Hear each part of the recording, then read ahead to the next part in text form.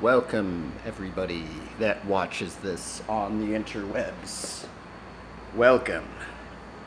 Welcome to the 15 by 15 square foot radius BMX flatland learning stream. Yeah. So I will say, one of the reasons why I started streaming was because in flatland, for some reason, some of these tricks just take an absurd amount of time to learn compared to other things that I've attempted. But there was so many times actually in the learning process where I was just messing around, right? And I would just land a trick, right? Or I would land a combo. And I wouldn't be filming it, right? And I'd be like, oh my goodness. And then I'd go and try and do that combo again. And I can't do it for weeks and weeks and maybe even months or maybe not even again, ever, right? So another reason why I got into streaming was so I can at least, if I accidentally even land something, that it would somewhat be captured, right? I know it won't be on the best quality, but I think that's one of the aspects of why I started doing this. I kind of wish I would have gotten into streaming it earlier. I mean, honestly, it'd be, I guess, like when I started riding, there wasn't even really streaming, but hopefully I'm not like intimidating people to like not want to learn flatland, right? Because I kind of wish I would have started like with the very first flat tricks I tried to start learning, right? I think that would have been really interesting to see like the progression of it right now. But I've been probably really invested into flatland for the past maybe 2.5 years, maybe 1.5. I can't really remember now. I think it actually might be 1.5 years. So I will say one of the other things that got me into flatland, besides having this unfortunate knee injury, which I never wish would happen, but things happen, I guess, right? And I have to just take it. But it kind of got me. Well, it actually did get me into riding BMX because prior to this, if you see all my clips on the internet, most of them are from at the skate park or riding the street or anything stuff like that, which. If I never would have got this knee injury, I probably never would even really got invested in flatland. This is actually what got me into it, because not only was flatland a thing that's a little bit less taxing on your body and especially your knees and stuff. It was somewhat of the rehab that I was doing. If you tear your ACL or something like that, if you look up ACL rehabilitation exercises and stuff. Well, it's actually very funny. Is actually a lot of the movements in flatland, in particular, they're actually somewhat related to the ACL rehabilitation exercises that you kind of do in some degree, not all of them. But here's the other thing. I guess you could also get hurt, so it's also kind of a that kind of aspect.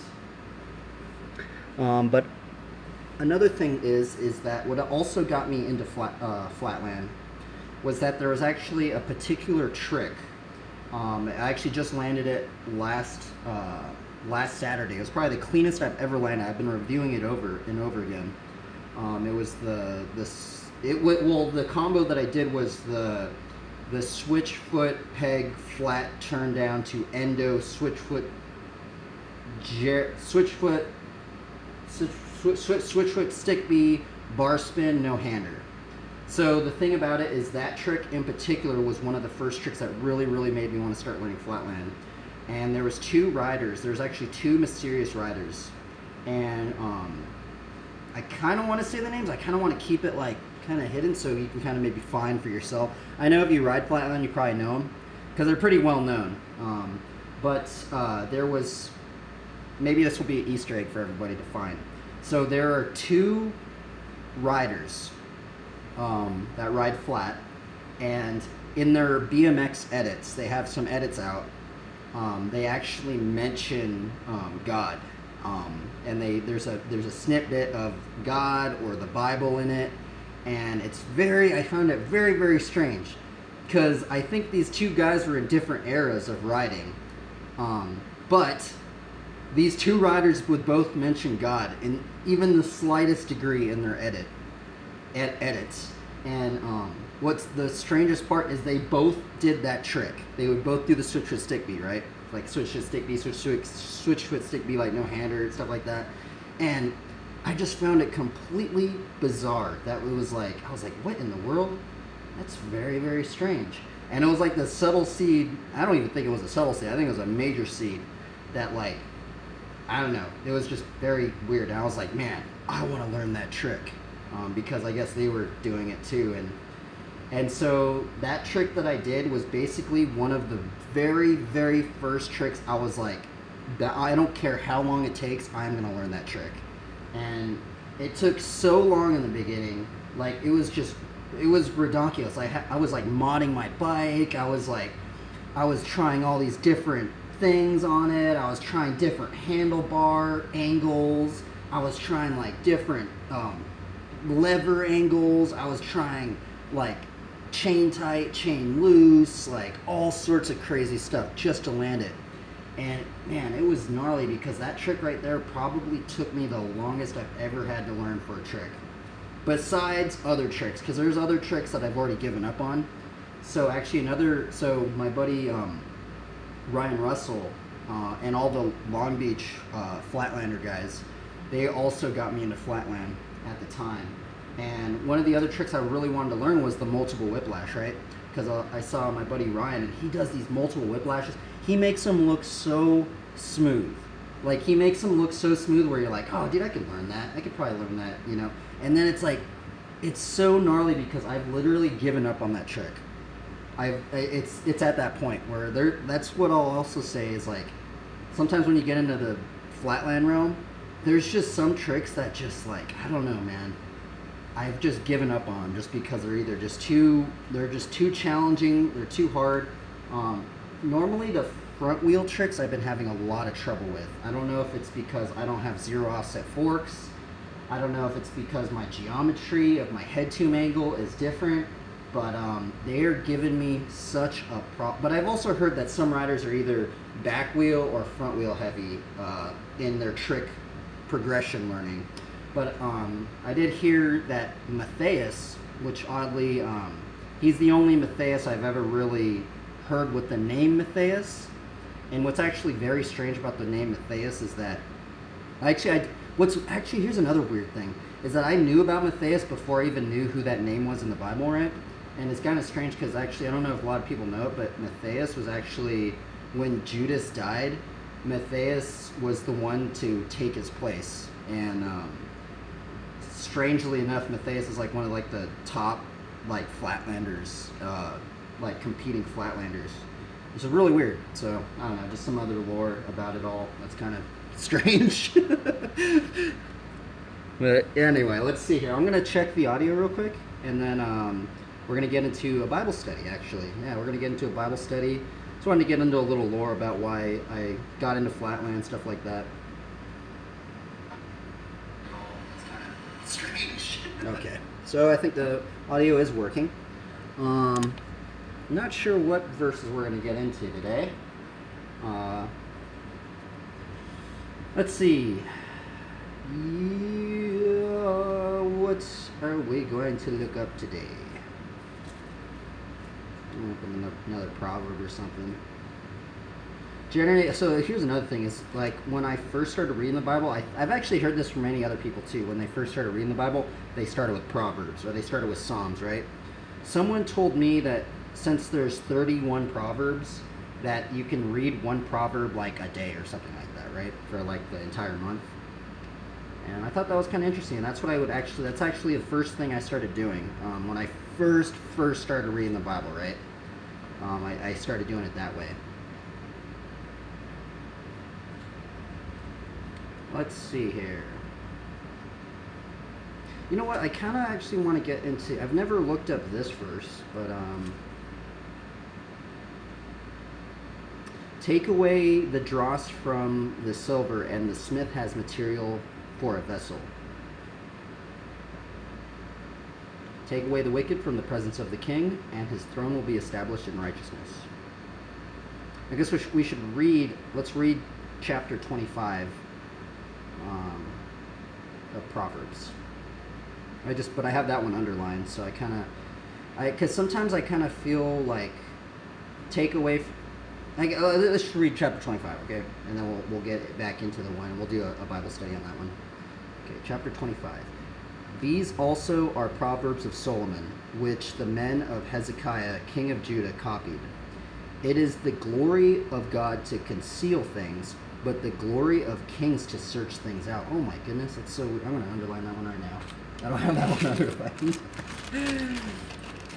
That's so straight. I do not have that one underlined. Like that one right there, I do not have that one. But it's so funny because that's almost like what went into what I was just talking about with the BMX stuff. You know, like, see, this is kind of like what I also, man, I kind of want to even do a Bible study on this one. It is the glory of God to conceal things, but the glory of kings to search things out. So sometimes I wonder, like, does God, like, plant these subtle seeds of, like, guidance or faith or something like that for his believers to start finding, right? Like, you know, imagine, like, you're confused in life. You're like, oh, what am I supposed to do? And then you just keep going, and then you find, like, another believer or something, and there's something mysterious about him, or he's doing something, or you just find, like, a card with, like, a cross on it or something, right? Like, something like that, or, like, you see some artwork, and maybe it has a little cross in there, right? Something like that. I feel like that's, I mean, maybe, I don't know, take my own grain of salt, but sometimes when I see that kind of stuff, it's like, it makes me notice it a little bit more, especially if there's like a cross in it or something. It kind of like, not all the time now here, because there's also, you know, wolves, there also are wolves in sheep's clothing, right? So we have to be aware of that as well. But also just seeing anything that even subtly hints, even the slightest bit of subtleness that hints to anything in the Bible, anything of the Lord Jesus Christ, it makes me want to take notice of it a little bit more, right? I'm like, okay, well, is there something to search out in there, right? Is there something to be learned? Something hidden, right? Something, you know. So I find that stuff kind of interesting. Anyway, let's keep going. That one's a cool verse. I just underlined that one. As the heavens for height and the earth for depth, so the heart of kings is unsearchable. Take away the dross from the silver, and the smith has material for a vessel. Take away the wicked from the presence of the king, and his throne will be established in righteousness. Do not put yourself forward in the king's presence, or stand in the place of the great. For it is better to be told, come up here, than to be put lower in the presence of a noble, what your eyes have seen. Do not hastily bring into court for what will you do in the end when your neighbor puts you to shame? Argue your case with your neighbor himself, and do not reveal another's secret, lest he hears you, bring shame upon you, and your ill repute have no end. A word fitly spoken is like apples of gold in a setting of silver. A word fitly spoken. Wow, interesting. That's a strange. I've never heard anybody bring that verse up right there. I'm gonna underline that one. A word fitly spoken is like apples of gold in a setting of silver. It's actually very interesting. I'm wondering, like, so here's actually because this is actually another one. Man, there's so many verses that go into, you know, our tongue, how we use our tongue. Our tongue has the power of life and death. You know, our tongue is like a rudder. Literally, even James says that our tongue. You know, let's go into that, because that actually, like, reminds me of that one in James. I know we went into it last week, but it's just another one, because I haven't really heard actually too many pastors bring up that our tongue can actually bring upon the fire of. Or wait, let me just read it first, just so I don't. Because when I reread it last week, I was like, what in the world? That was like, whoa, man, that was strange. Okay, let's see here. For we all stumble in many ways, and if anyone does not stumble in what he says, he is a perfect man, able also to bridle his whole body. If we put bits in the mouths of horses so that they obey us, we guide their whole bodies as well. Look at the ships also. They are so large and are driven by strong winds. They are guided by a very small rudder, wherever the will of the pilot directs. So also, the tongue is a small member, yet it boasts of great things. How great a forest is set ablaze by such a small fire. And the tongue is a fire, a world of unrighteousness. The tongue is set among our members, staining the whole body, setting on fire the entire course of life, and set on by the fire of hell. For every kind of beast and bird and of reptile and sea creature can be tamed, and has been tamed by mankind, but no human being can tame the tongue. It is a restless evil, full of deadly poison. With it we bless our Lord and Father, and with it we curse people who are made in the likeness of God. From the same mouth come blessing and cursing. My brothers, these things ought not be so. Very, very interesting. See, I actually haven't really, it's actually very, it almost kind of sounds like a parable right there, right? Like in that beginning part. It's very strange how that's written. But yeah, it's like this verse, James 3:6, and the tongue is a fire. And set on, dude, it's very interesting to me, because now if we go into like Proverbs, I've actually heard that James is the Proverbs of the New Testament, and I can actually see that because, you know, there's many things. I mean, I'm wondering if James just got inspiration from Proverbs and he was just like, I guess I'll do maybe like a bit of a recap on in his own words or something like that, right? But okay, so let's look at speech, because there's another verse literally in Proverbs 25, the one we're going into, more about speech, right? The heart of the wise makes his speech judicious and adds persuasiveness to his lips. Gracious words are like a honeycomb, sweetness to the soul and health to the body.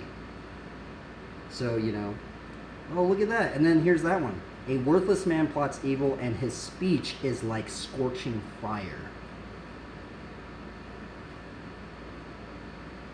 But this one was really tricky. I'm gonna read this one again, just because I still am tripped out on this one. When a man's ways please the Lord, he makes even his enemies be at peace with him. See, it almost kind of makes me think, a word fitly spoken is like apples of gold in setting of silver. You know, I'm wondering if our words have the power of life and death. Like, what do we learn to know when to say something, right? Because I feel like even if you say something right, if you were to maybe say it at the wrong time to somebody that maybe has walls built up that want nothing to do with the faith at all, that maybe, even if you did say the right words, but you maybe didn't fitly say them at the right time, you could maybe even make that person, like, I don't know, like, you can maybe even bring some confrontation to maybe the walls that person has built up.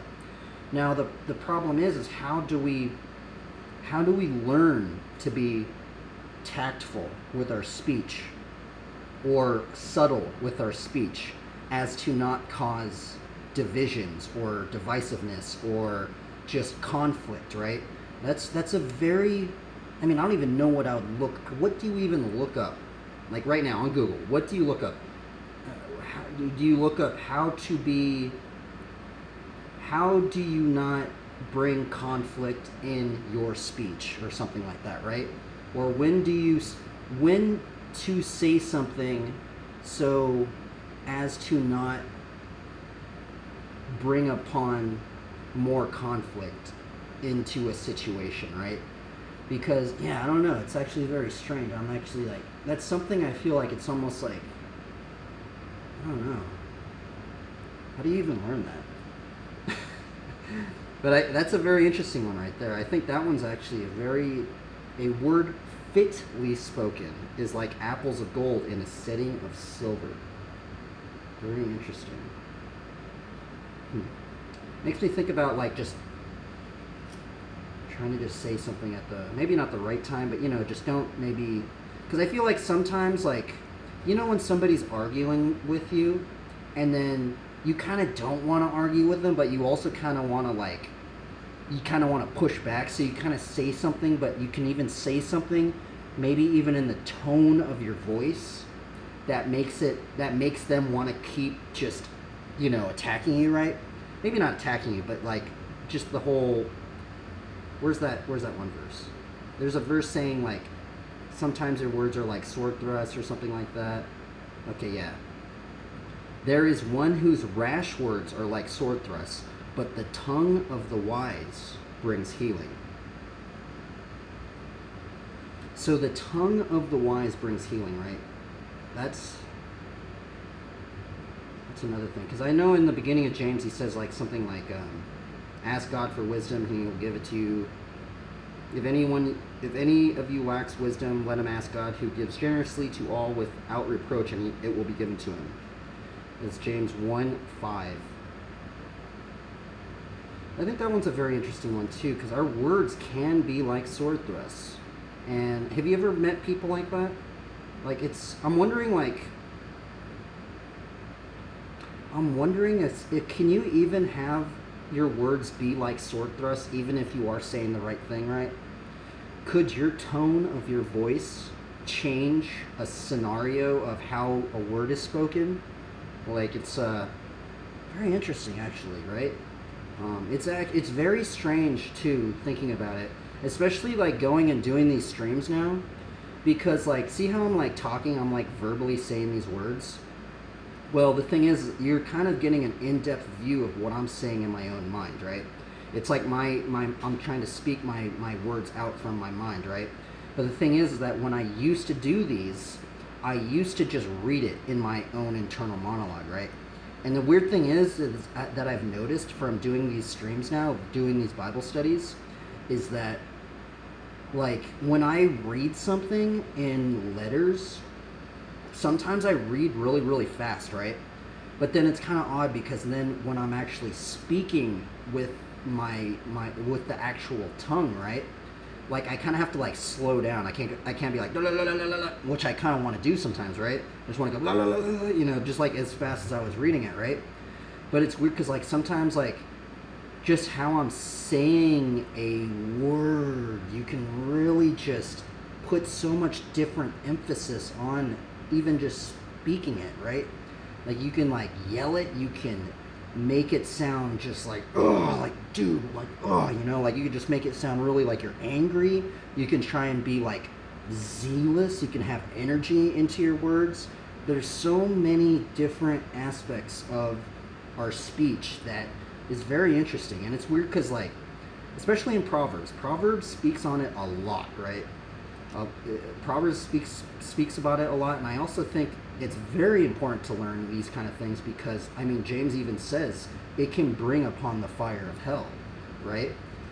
It's very, very odd to think about, right?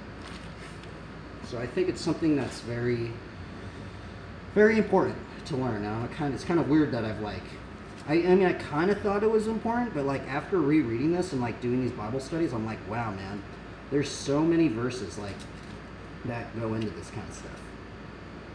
Anyway, let's keep going. Where was I at? I don't even know where I was at. I barely even got into any of them. Okay, let's see here. Like a gold ring or a ornament of gold is a wise reprover to a listening ear. Here's another one. Another one about our like speech, right? A wise reprover to a listening ear. A reprover is what? Like someone that answers back, right? Okay. Like the cold of snow in the time of harvest is a faithful messenger to those who send him. He refreshes the soul of his masters. Like a cold of snow. Let me read that one again. Like the cold of snow in the time of harvest is a faithful messenger to those who send him. He refreshes the soul of his masters. Like clouds and wind without rain is a man who boasts of a gift he does not give. With patience a ruler may be persuaded, and a soft tongue will break a bone. If you have found honey, eat only enough for you, lest you have your fill of it and vomit it. Let your foot be seldom in your neighbor's house, lest he have his fill of you and hate you. A man who bears false witness against his neighbor is like a war club, or a sword, or a sharp arrow. Trusting in a treacherous man in time of trouble is like a bad tooth, or a foot that slips. Whoever sings songs to a heavy heart is like one who takes off a garment on a cold day, and like vinegar on soda. That one's confusing. I don't even know what that one really means. If your enemy is hungry, give him bread to eat, and if he is thirsty, give him water to drink. For you will heap burning coals on his head, and the Lord will reward you. The north wind brings forth rain, and the backbiting tongue angry looks. It is better to live in a corner of a housetop than in a house shared with a quarrelsome wife. That one's hilarious, man. Let me read that one again. It is better to live in a corner of the housetop than in a house shared with a quarrelsome wife. Oh, man. Like cold water to a thirsty soul, so is good news from a far country. Like a muddied spring or polluted fountain is a righteous man who gives way before the wicked. It is not good to eat much honey, nor is it glorious to seek one's own glory. A man without self-control is like a city broken into and left without walls. And that is Proverbs chapter 25. I guess since we go in, I was going to do take away the dross from the silver, and the smith has material for the vessel, because I do think sometimes why I wanted to go into that verse, I guess we'll just get into it very fast before we get into this other one that we already kind of did. But sometimes I think take away the dross from the silver, right, and the smith has material for the vessel. Sometimes I think, sometimes I think a lot of people will, myself included, right? Because there's been many, many times in my own life where I'm like confused at God. I'm like doubting God. I'm even like sometimes like I've been in the past like angry at God at the confusion that I'm in a situation in life. I think many people have been in that, just like, why is this going on? Like I thought with Romans 8:28, you're gonna make all things, good for those who love God, right, and stuff like that. And it can get really weird and confusing, and you don't know what to do. But sometimes I've looked at this verse right here, take away the dross from the silver, and the smith has material for a vessel. Sometimes I feel like our wants and our needs can be different in life, right? And then sometimes, like, if God does put you in a very strange, confusing situation, you're like, man, why don't I have this? Don't you think I need this and this and this and this? When actually God probably maybe has you in that position because he's trying to take away things that you really don't need, right? Like, or something like that, right? I don't know. That's how I see this verse. I kind of wanted to go into a commentary on it. I guess we could, but I kind of wanted to go into this one. I guess let's just look up that one, I guess, right? Let's read on it, since I already went into it. I was going to go into the word one, a word fitly spoken. So let's see here. Proverbs 25:4. Proverbs 25:4 commentary.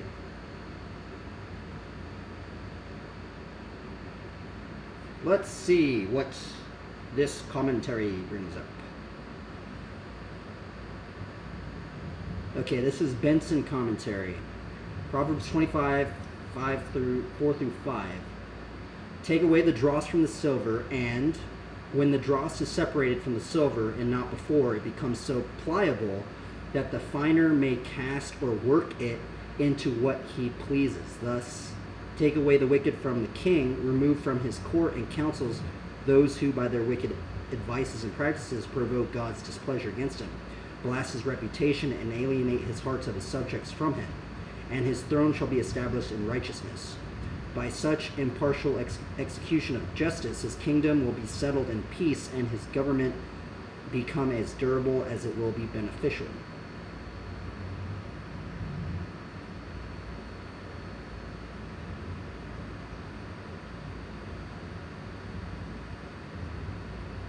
What does Bible study tool say? Oh, it doesn't say anything really. Oh wait, it does say something.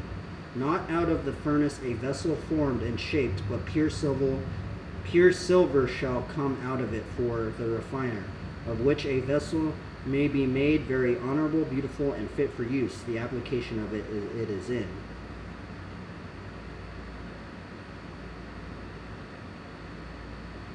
I kind of thought there was going to be long commentaries on this one. Maybe I've taken this one out of the way that I don't know. It's weird. Isn't it strange when I read one of these and then it's like when I have read it, that's kind of what it meant for me, right? But I don't know. Maybe that's why you have to take my word with a grain of salt, because I literally just read that commentary. I literally kind of did my own little commentary on that, and then now after reading somebody else's commentary, I kind of go, oh man, maybe I wasn't even right on that, huh? I don't know. So take my word with a grain of salt, right? That's what I don't know. That's what I thought when I read that verse, but. Now let's read another one. Benson, Matthew Henry, Barnes, Jameson. Okay, Jameson, Fawcett, Brown, commentary. As separating impurities from ores leaves pure silver, so taking from the king wicked counselors leaves a wise and beneficial government.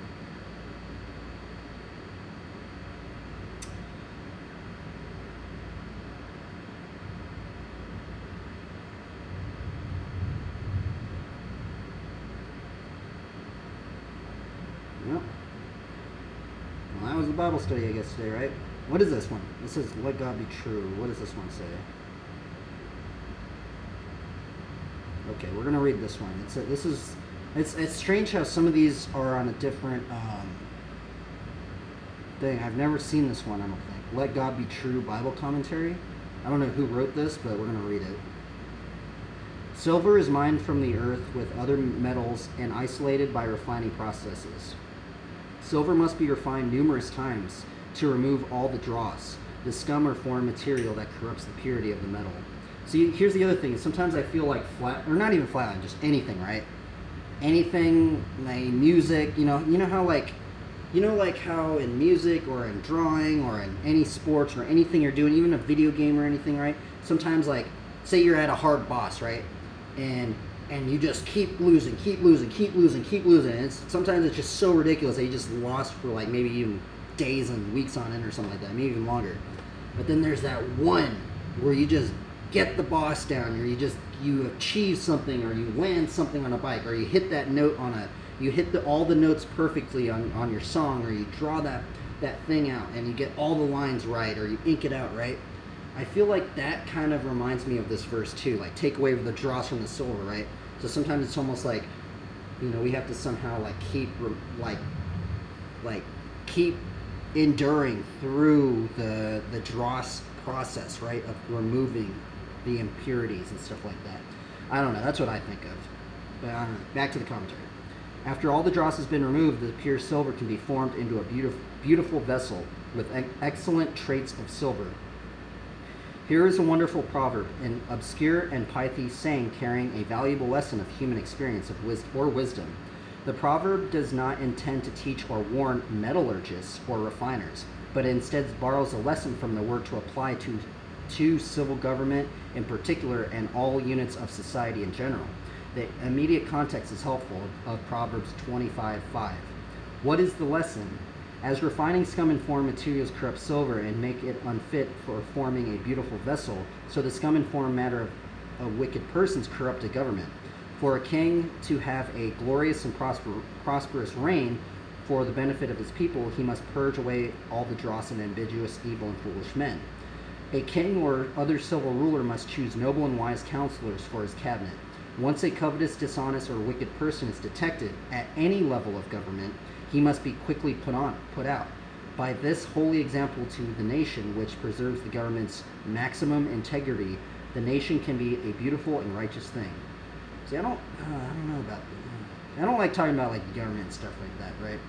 Because I feel like I would never, ever, ever even be in that position to even be.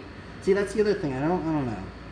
I just feel like in my own life, I feel like it's weird when I talk about like government stuff because I feel like I have no say whatsoever. That's why I don't even like the government stuff. I don't like any sides of the government. I think it's just all run way too much on money in some degree, right? I just feel like I have no really say in the matter, to be honest. But I don't know. I guess we'll just continue with this commentary, right? The power and riches of civil government attracts sycophants, covetous men, lazy fools, seditious men, traitors, and unprincipled tyrants. If they are allowed to remain in office, the trustworthiness of the ruler and his delegated authority is compromised.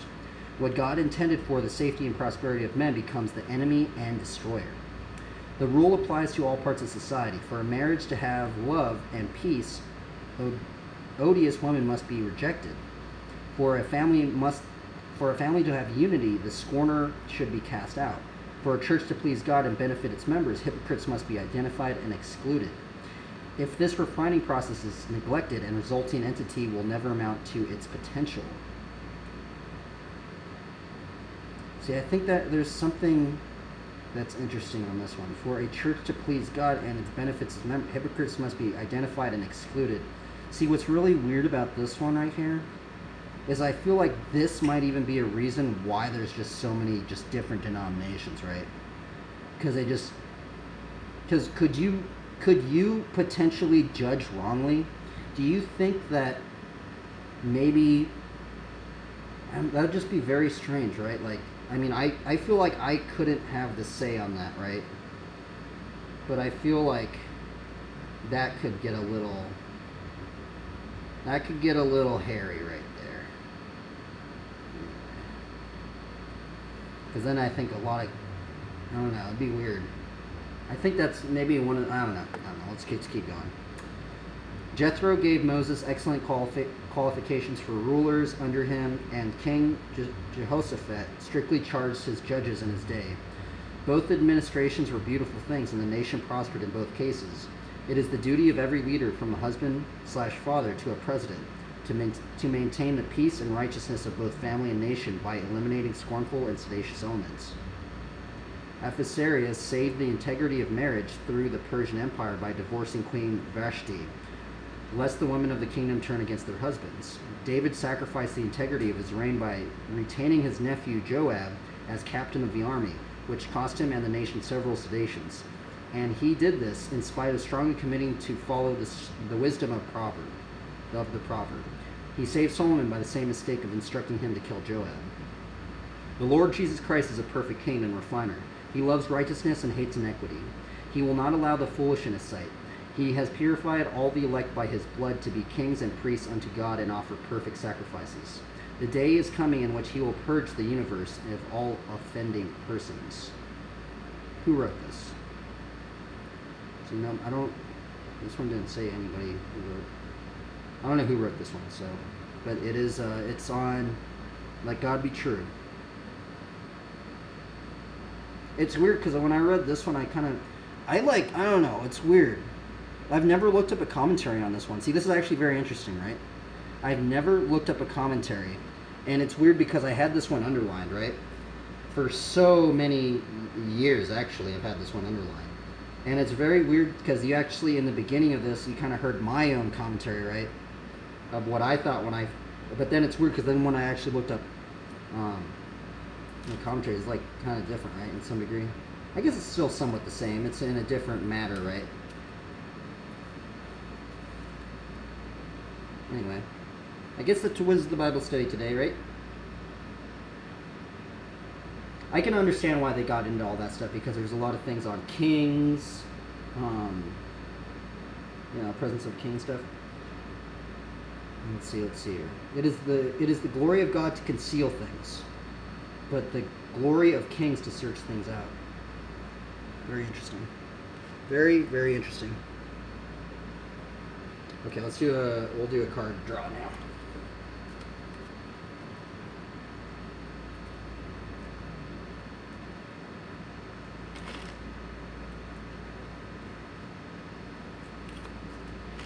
Kind of not sure. Should I keep doing these things or no? I don't know. Like the card draw thing. I kind of like because it kind of keeps me a little bit you know, the whole visual vocabulary thing, right? It's not like I'm really playing the game, so.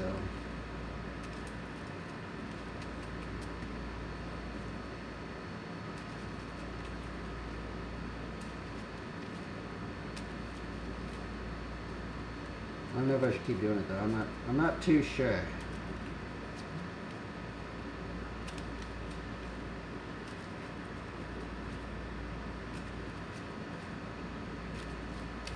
Okay, what are we gonna get into on the bike today?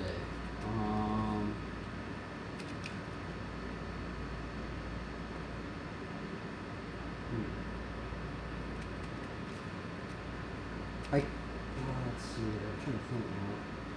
Oh yeah, I kind of want to learn the Vader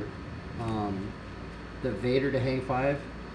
That combo right there is. I'm surprised there's not a how-to on how to do it because I think actually all last week I was trying it or maybe like towards the end of the week, but I think it might be because I have a long frame. And this is actually 20.75, which is actually absurdly big for a flatland frame. I should be running like 19-inch, right? Especially, you know, but I don't know, I'm running that. I think Matthias runs a 21, so I mean, but he also is really, really lanky and tall, so. But going into that, I think maybe if I did have a shorter frame, it would make me have more room for my leg. It's also maybe because my seat's so high, because now that I think about it, I think most of the people I've been seeing doing that trick, I think they might have their seat lower. But I see that the Vader to hang 5, I see him, so you can like keep going in a combo. So like say you run out of speed in your hang 5, I see him do the Vader and then they do a scuff and they get back into the hang 5. It almost is like this. I think it's a very, very important thing of the combo because I've been seeing so many flatlanders do it. And what's weird is I look up that thing, Vader to hang 5 on YouTube or even on Google. Not a single how-to, man. It's just weird. I'm just like, all these flatlanders are doing it, and you know there's not one single how-to on how to do it. Because as you can tell, I can't even do it. I can only do it maybe once out of. I literally think I've only done it once out of all the attempts I've done. Maybe like twice, and that's out of like hundreds of attempts already. So, but that's the other thing. Some people probably think this trick's really, really easy, and I just think it's probably hard. I don't know.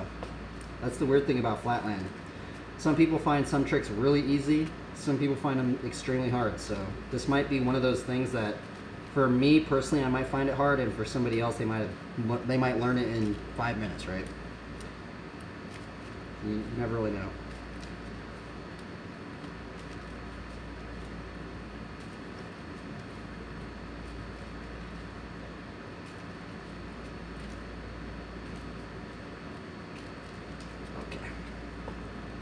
Okie dokie. What are we going to draw today? Oh, there's the thunder. Thunder!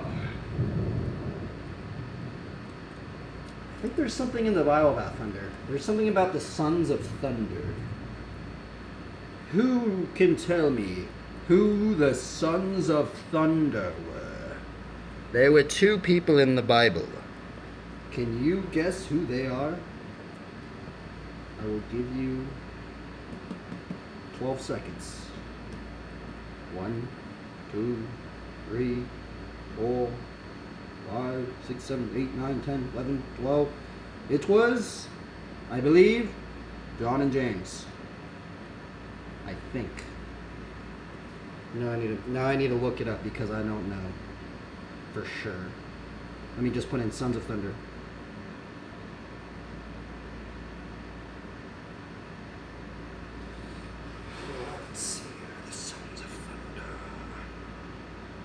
Yep, it was James and John. Why did Jesus refer to James and John as the sons of thunder? In Mark 3, Jesus calls 12 men to be his apostles. Among them are James, son of Zebedee, and his brother John. To them he gave the name Boanerges, and which means son. Oh wait, Boanerges, Boanerges,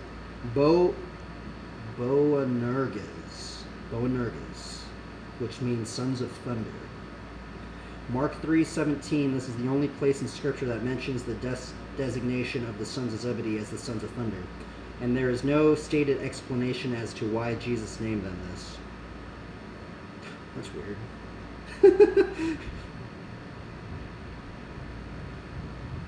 I mean, I guess we could keep going. Oh man, this commentary is a little long. Oh, okay, I already got in this commentary. We're gonna finish it out, all right?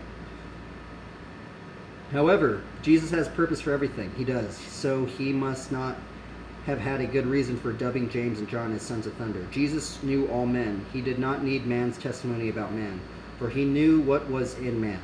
John 2:24-25. In other words, Jesus knew the brothers' nature when he first met them. He chose Boanerges as a fitting nickname. In one vivid incident, we see that James and John possess some truly thunder-like qualities. Jesus and his disciples were traveling through Samaria on their way to Jerusalem when they ran into trouble.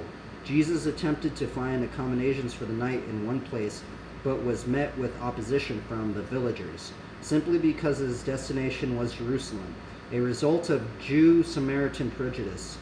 When the disciples James and John saw this, they asked, "Lord, do you want us to call down fire from heaven to destroy them?" Gnarly. Luke 9:54. Jesus rebuked the brothers, and they all went to another village. James and John's response to the Samaritans reveals a fervency, impetuosity, and anger that could probably be called thunderous. And we could be sure that there were other times when James and John lived up to their nickname. James and John were two of Jesus' closest friends, being two of the inner three disciples. Matthew 17:1. As the church age began, James was the first apostle to be killed. Acts 12:2, while John was the last to die. Although of old age, John's epistles, written later in his life, hint that he was possessed of a fervency of spirit, especially in denunciations and apostates and deceivers. However, in the fervency tempered by love, in fact, John, the word love, as a relatives, occurs over 40 times. And when he first met Jesus, John was one of the Boanerges, but after walking with Jesus for a lifetime, the Son of Thunder earned a few nicknames: the Apostle of Love.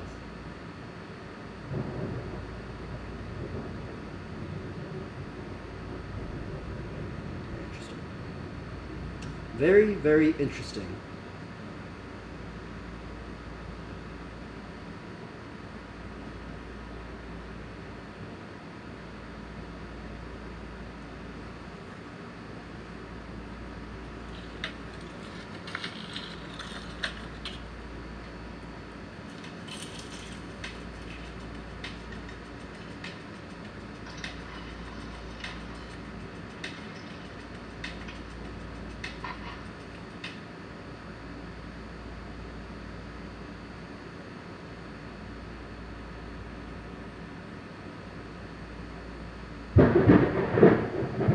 Dude, that one was gnarly, bro.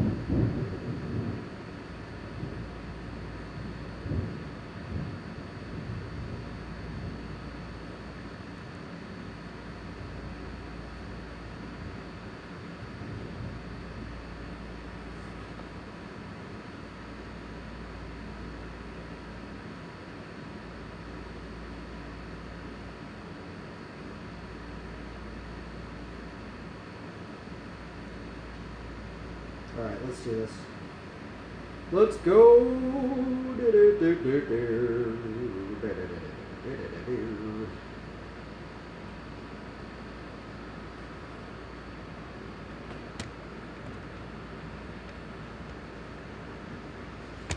Hey! Alright, let's just up a little bit. There we go. Okay, first card. Oh wait, is it raining? I need to take that thing out.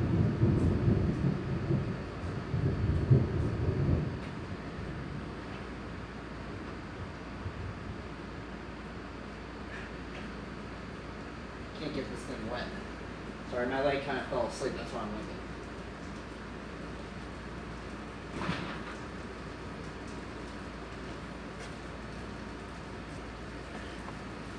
My leg kind of fell asleep. Okay, first card of the day. Knight of Meadowgrain.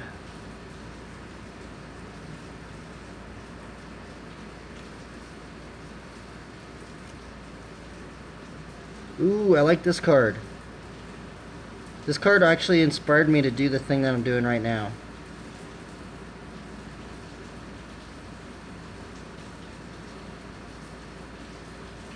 Personal Sanctuary. There is a place deep within my soul where no foe can intrude and no tyrant can conquer. Sarlena, Paladin of the Northern Verge. Ooh. Cradle of Vitality.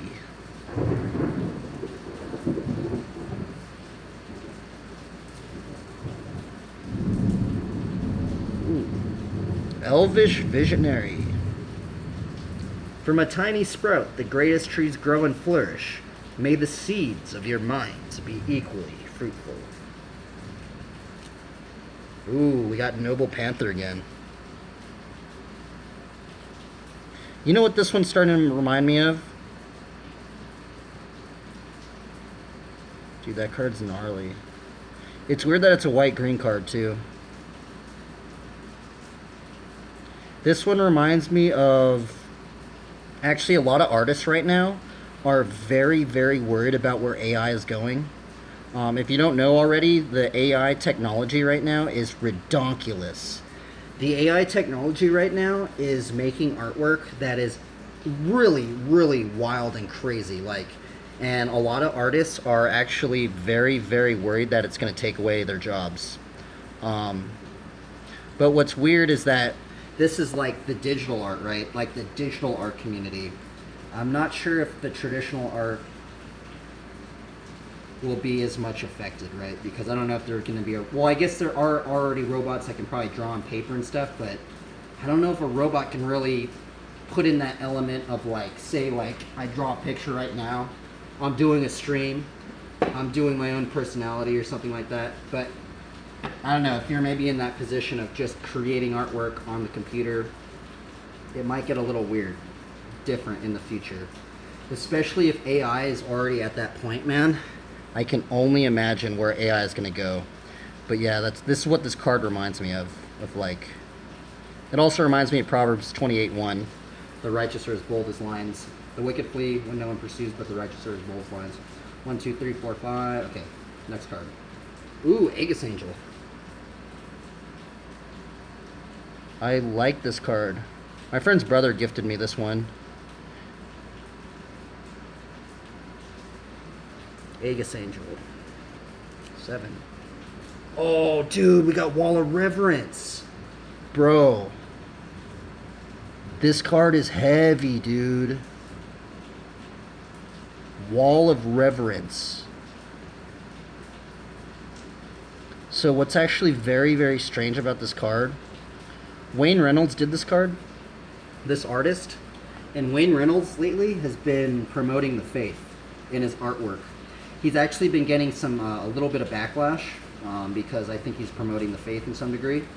But it's so strange, bro. I literally, this is one of the cards that that I kept with me in Long Beach. God, dude, it's so strange, bro. Wall of Reverence, bro. This card is gnarly, dude.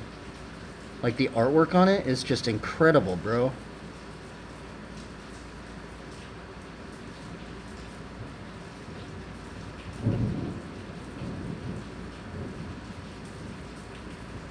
love the artwork on that one. I like it. It's like, oh, dude, it's so gnarly.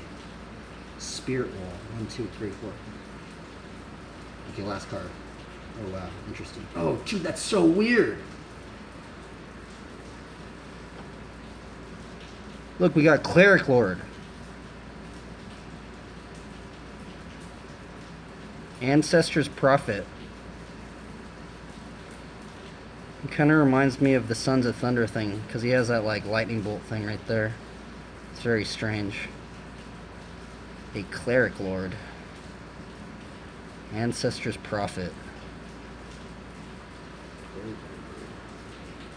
Is the garage getting wet?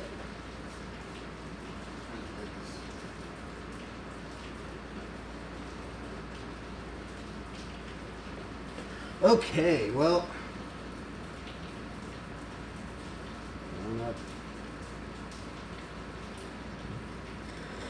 card reading, Bible study.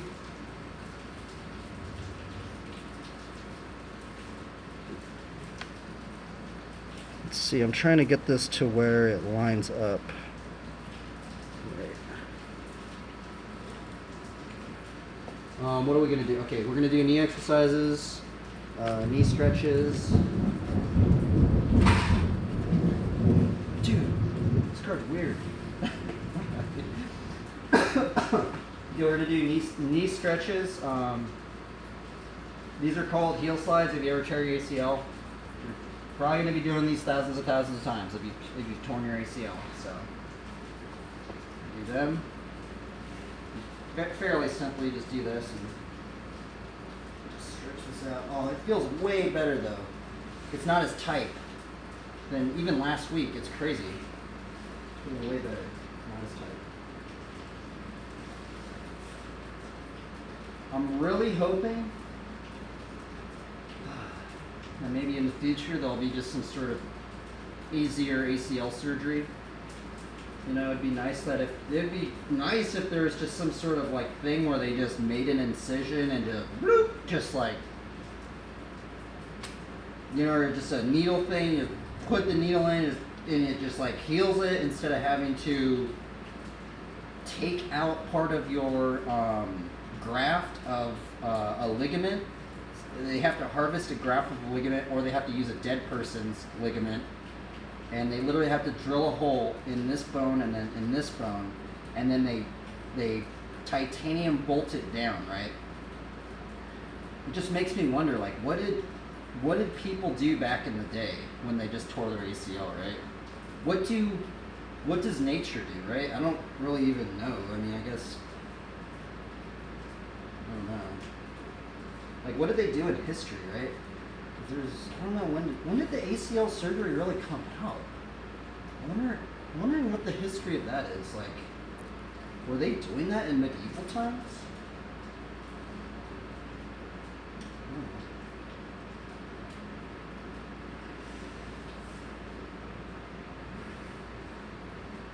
It just got really, really humid in here.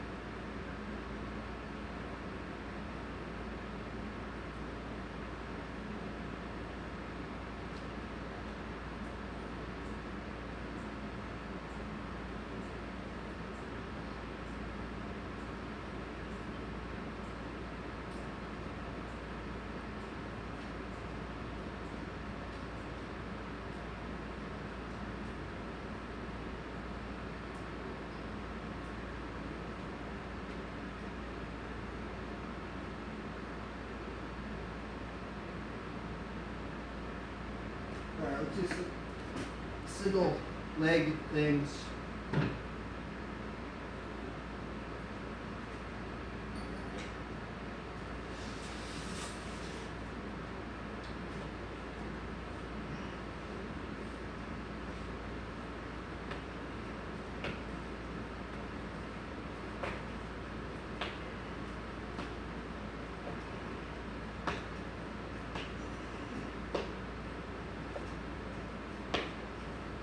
I feel like if I didn't have an ACL, I would not be able to do this. I don't know.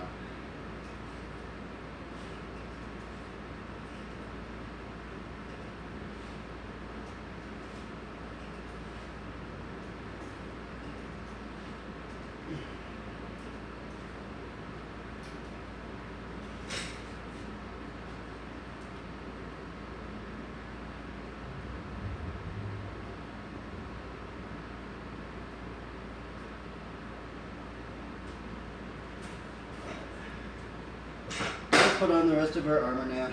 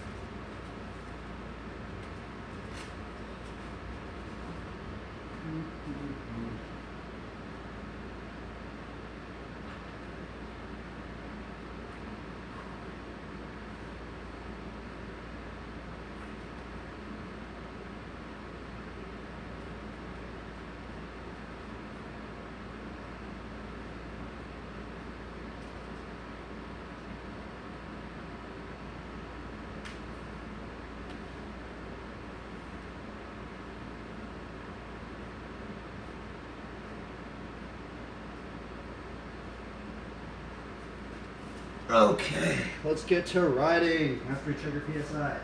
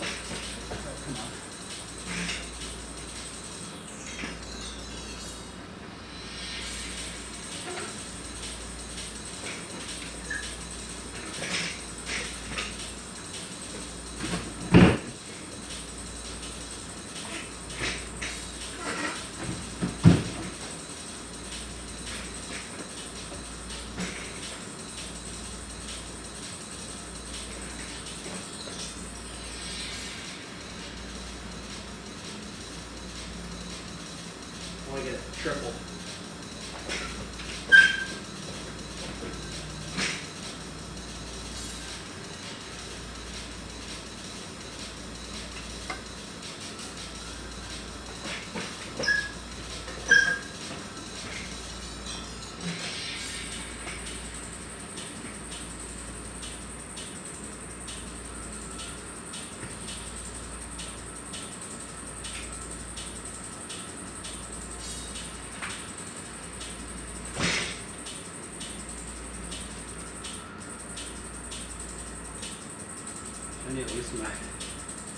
I need to loosen this up. Crank foot mud.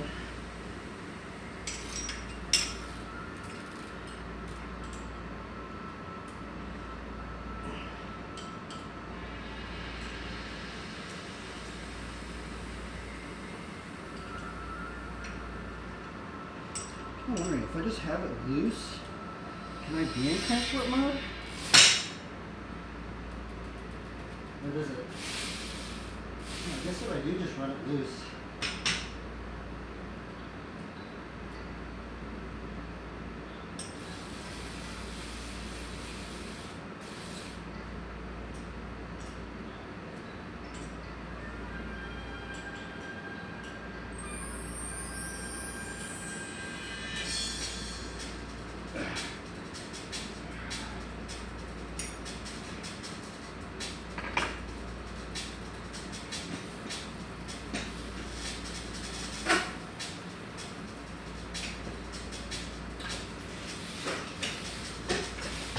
Oh, doesn't clip.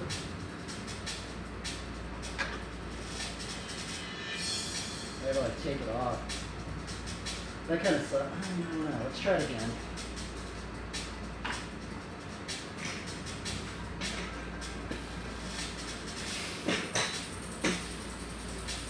It doesn't want to kick that good.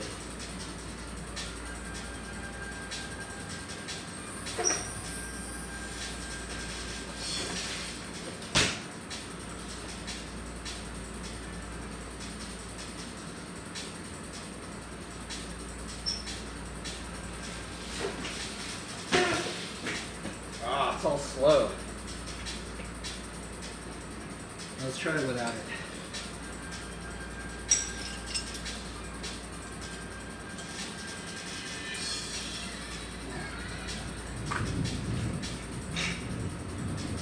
I guess I can still do it, right?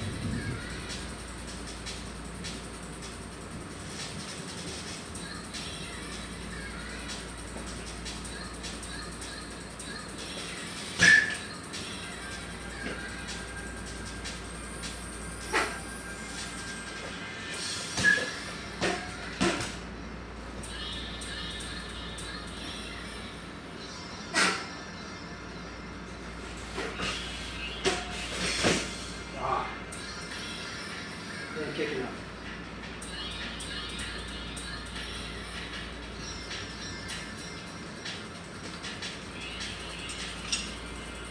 I wanted to have it set up to where I could tighten it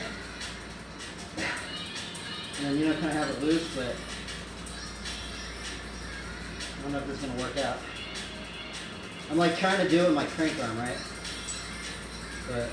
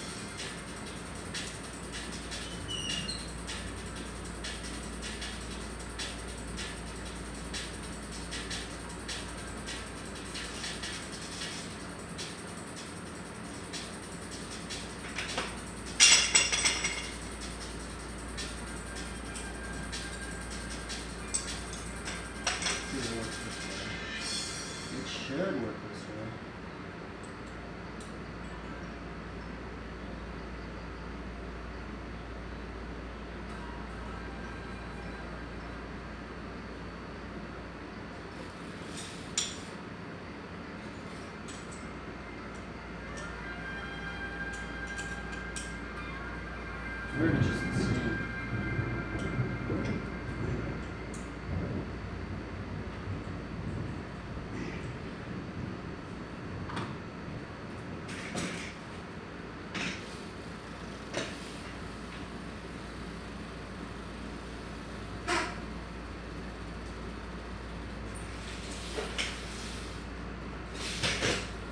It's almost just the same, honestly. There's just a little bit more. I kind of wanted to get a combo down today. I had a, actually, yeah, I was thinking about a combo.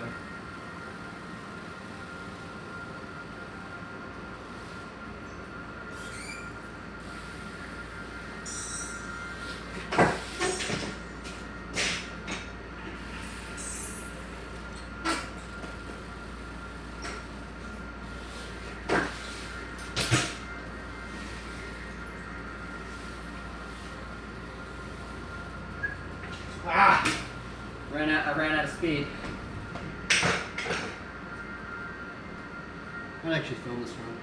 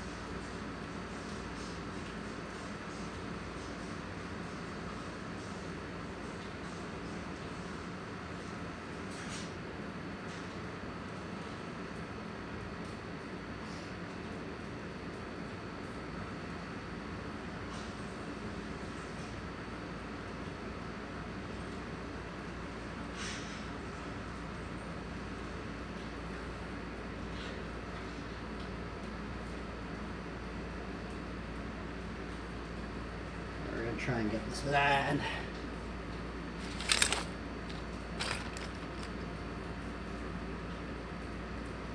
I'm gonna try and do a Bubblica reverse CT to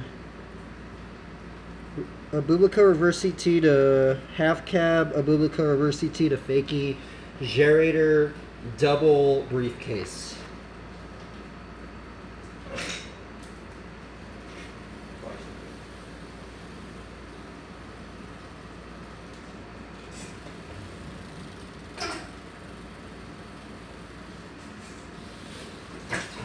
Come on.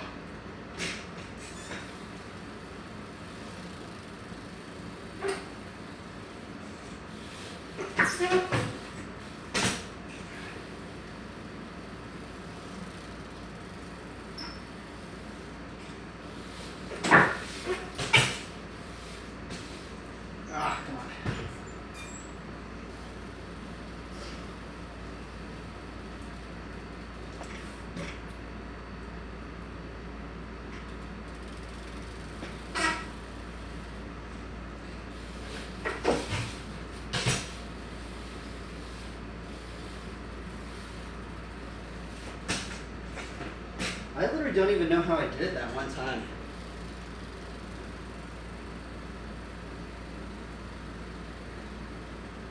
I wonder if there's something I could do in front of it. What about 360 tire tap to a Bubblica fakie reverse CT? I don't know if that's gonna work. I mean, I guess I can maybe eventually do that combo.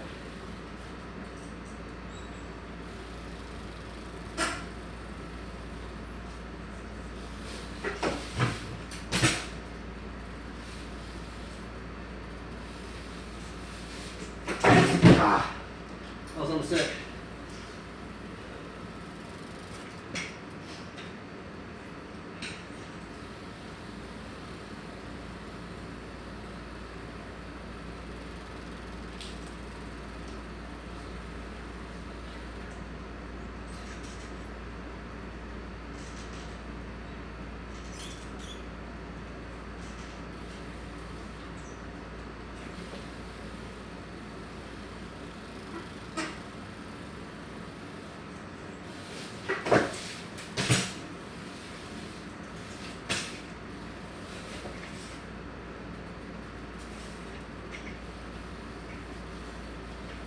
it's hot in here.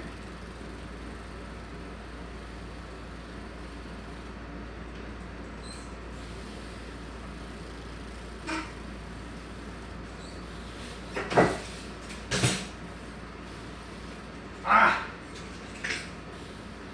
That's kind of hard. It's like one of those tricks that it just feels like you just gotta like just get the exact perfect one.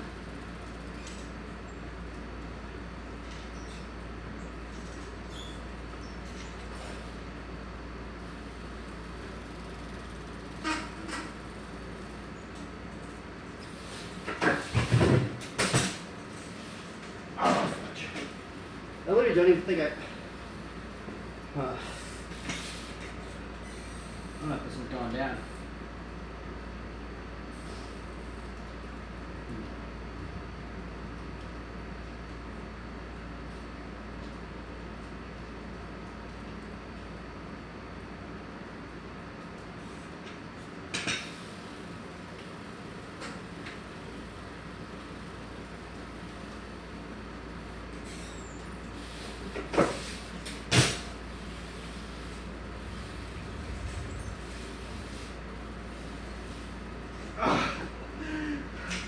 I don't know how I did it that one time.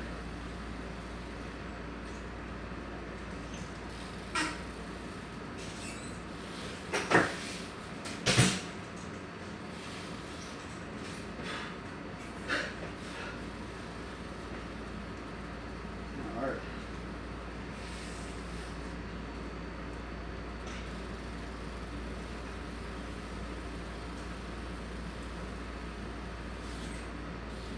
I guess we'll try the 360 tail tap combo.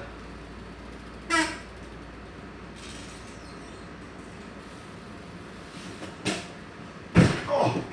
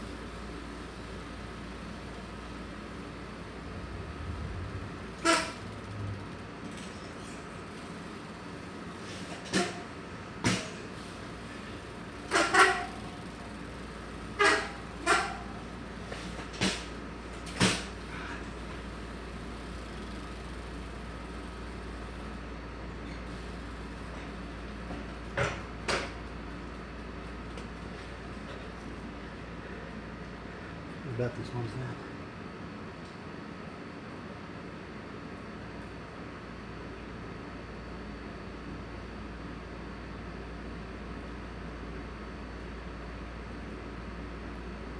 Oh, it's doable. I just gotta get that right angle.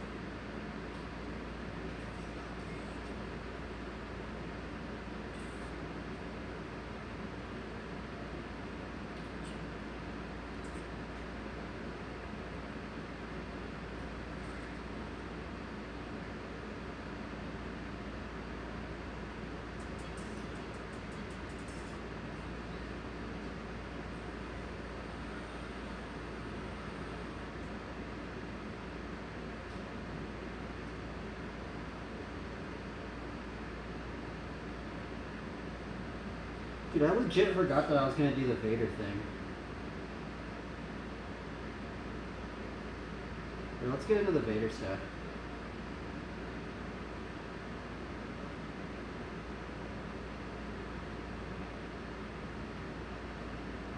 What's it called?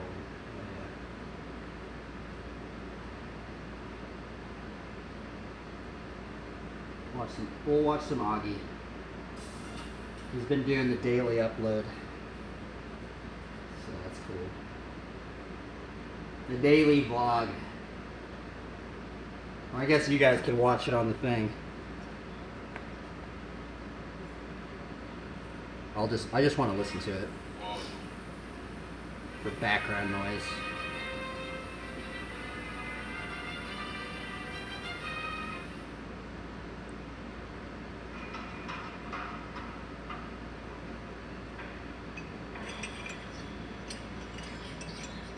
Let's go.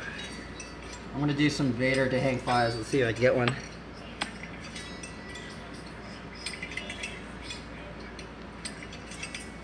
There we go.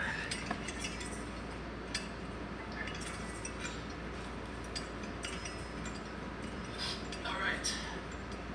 July 31st, 2022 is. I've been in my studio since about 8:30 this morning. I also skipped yesterday's video. I got drunk on Friday and I had a hangover yesterday.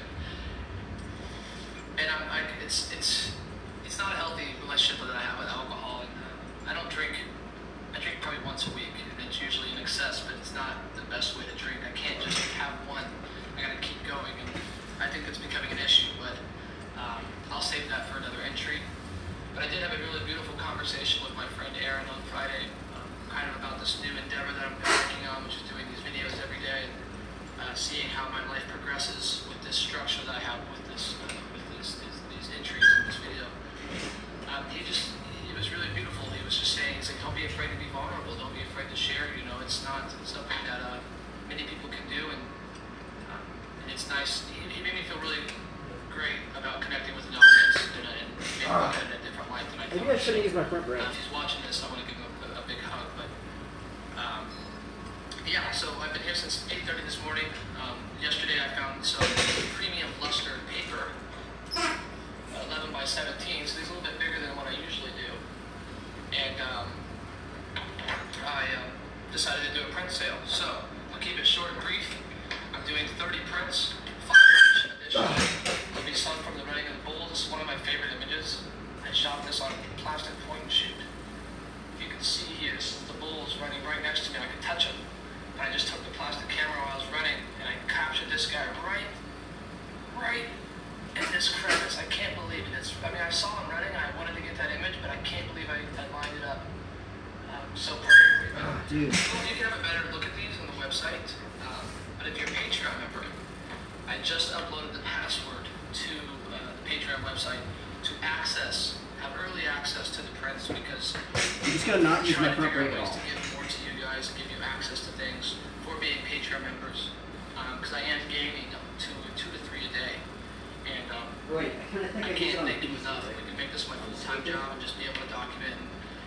And with you guys helping produce it, these destinations and things that I should start covering, you guys will have some direct involvement with being a Patreon member. I would love to start doing more documentary stuff, like sharing experiences that are what? with you guys. And That's images too. So, if you're not a Patreon member, these will be available Tuesday, but I'm thinking that with how many Patreons we have, I think it might be sold out. But keep your eye open.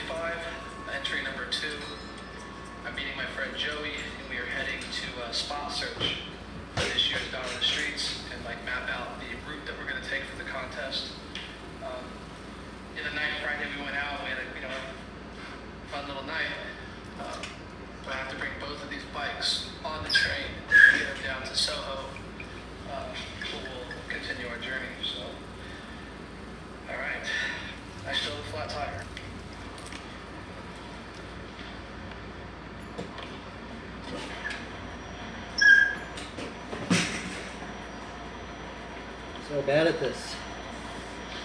And I'm just gonna practice some on flat. Or I already am doing the flat, but just the ride in.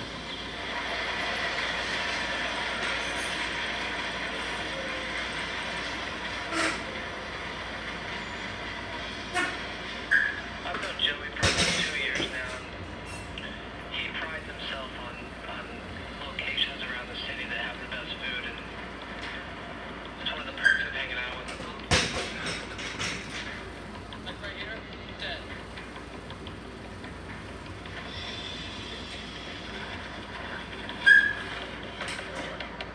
Oh, that was almost it right there.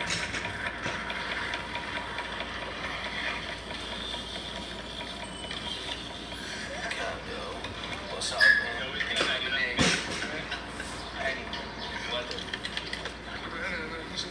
What's right now?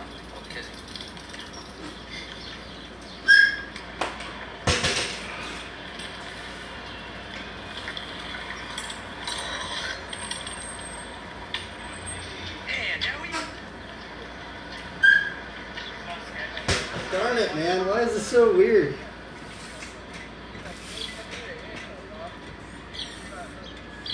I feel like I'm not getting enough force.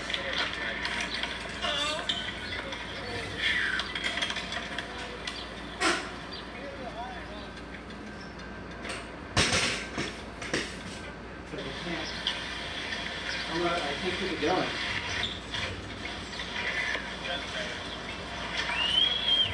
Anytime I take a break off my bike and I come back, I always get this feeling of youthfulness, and Oh! Oh, I did it!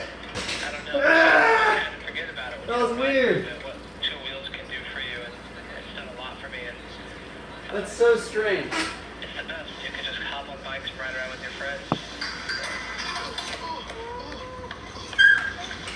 Oh, dude, I'm about to learn it.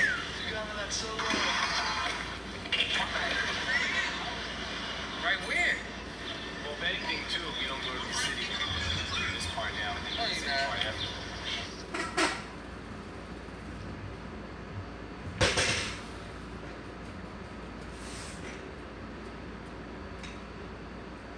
Is it done? See the video?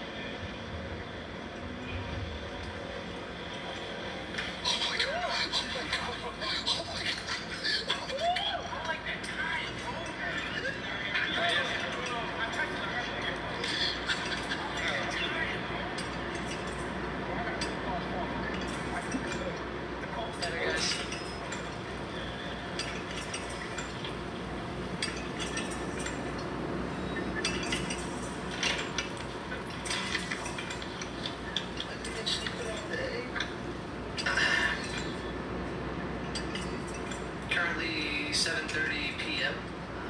This is the entry for the night. I'm gonna call it. I'm pretty exhausted. I think I gotta like put my weight in the front way I now. forgot how taxing bike riding is, but I gotta keep reminding myself to do it more often because it is very freeing and it is exercise. I'm doing great. I did notice today I didn't have any my film camera, so I just kind of felt a little naked, and I can stay down and just motivates me more to keep these videos up. So that is the entry. I'm gonna go to bed a little early, get the lights out. I want to wake up early tomorrow morning and get back at it.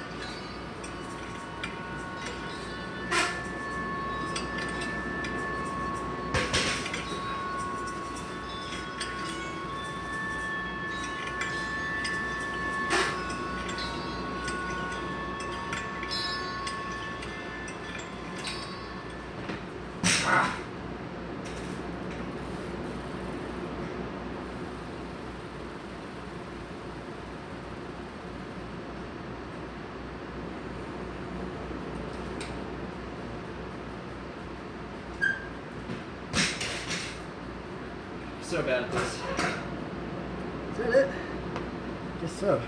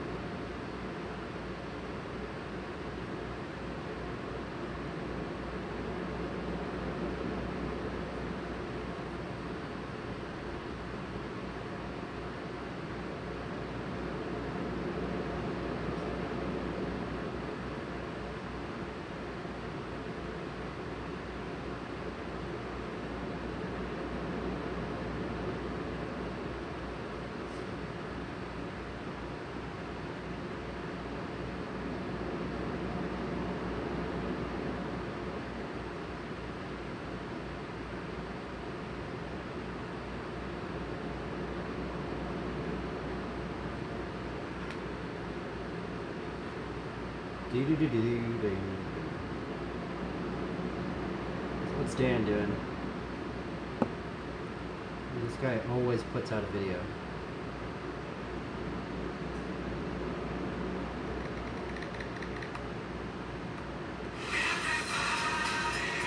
Hey Google, backyard lights on.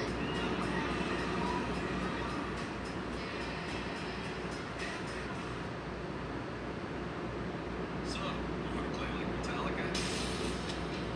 What is this?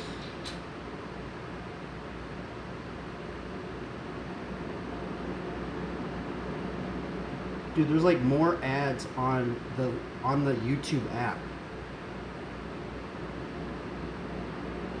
So the first vast majority of this video is completely a very normal video. It's skating with Beva and Danny, and it's a really good session. Something happened though at the end of the session. Oh, right. It's really intense, and I'm just gonna save that for the end of the video. I feel like it would just make you not necessarily want to skate. It's kind of like a hectic situation. Definitely, it's just pretty serious. Anyways, if you don't want to see anything super gnarly, don't watch the end of the video. Otherwise, enjoy good skating. Alright, quick little warm up at Vista Skate Park. I'm down in San Diego with Bev and Danny. Meet up with Spencer Newsy. I'm not sure there's a possibility that'll happen. If not, then you will see that didn't happen. You're not going to see Spencer Newsy in this video. Okay, here we go. Trying to get speed for it. Like a really steep China bank right there. That's just awkward to pump.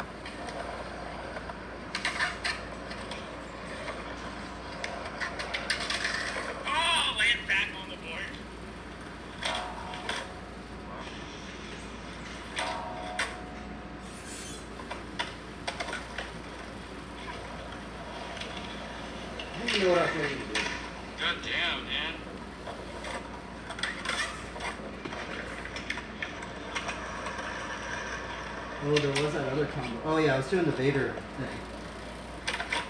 Yes!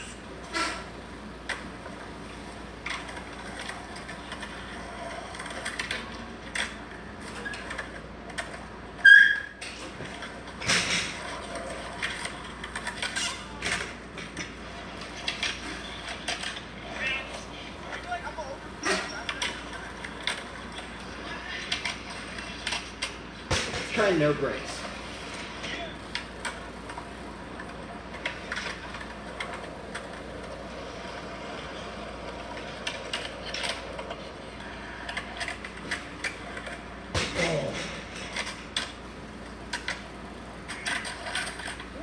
You alright? Yeah.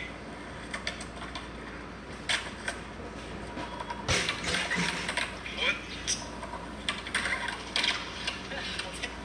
I know how to do it.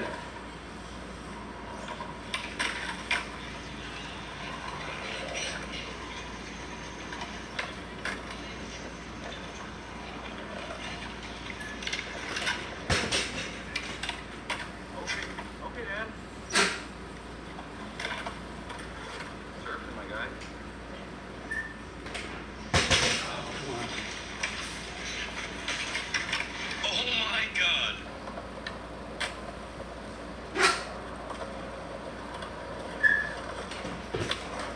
Almost died.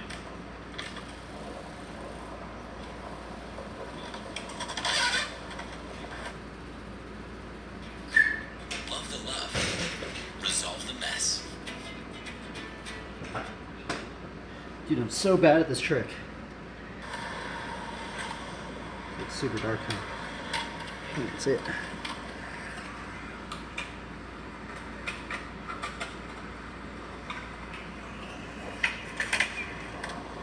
Guess I'm still going. Does the brightness go down?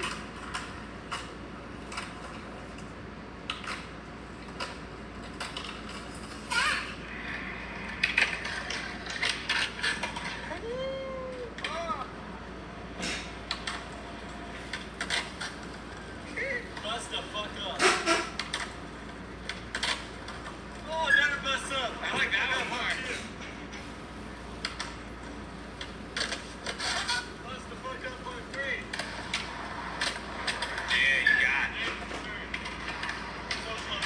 Jesus. Dude, I just did it right there. I can kind of do it. I can't do it from a fakey. Maybe that's the problem. I can't do it from a fakey hang five.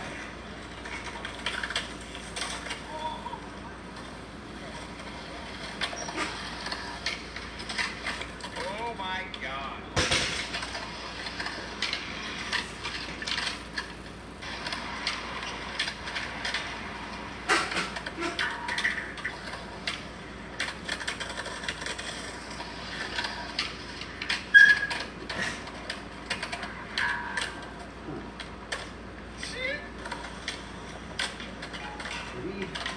Maybe you don't use your front brake for the fakey one.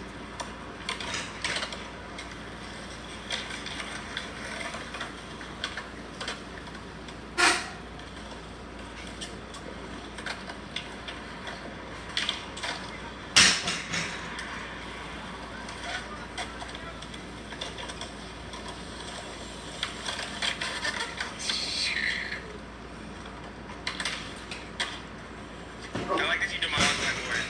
That's fire. I don't know how to do it. That's the only trick I I'm wanted just stumped. Get your board out the way. That whole line was just to get the board. So the silly trick that I do, where I float Wally, a Euro Gap always called the Forbidden Wally, and Bev just went at it for a second on this thing. Really awkward dimensions. It's not gonna be in my video because I filmed it for his video. So if you want to see Bev trying to figure it out. Also, we're all doing willy grinds today. Go to his channel, but here's me also trying to do it. Let's see if I do the first try. You won't. Oh my God, first try. Marathon runner. What about hang five to the Vader to hang five after I run out of speed? Jesus. Okay.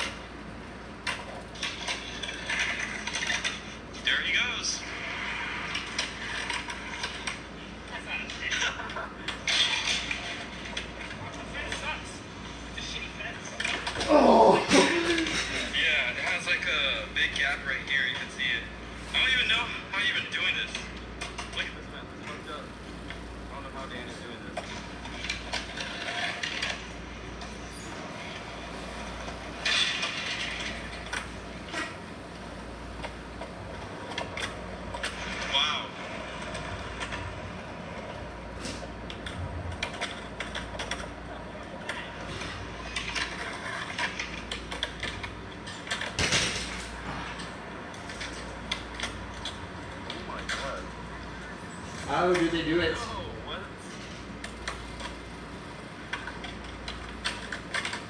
I like that, you know, you're supposed to like ride up and then grind up, and he's popping from this weird mellow pit, gapping tooth down the wrong side of the hubba. Sniffing around coping from a mellow bank sounds terrifying.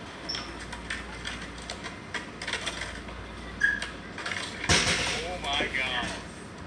That was so sick, bro. That was the trick of the year.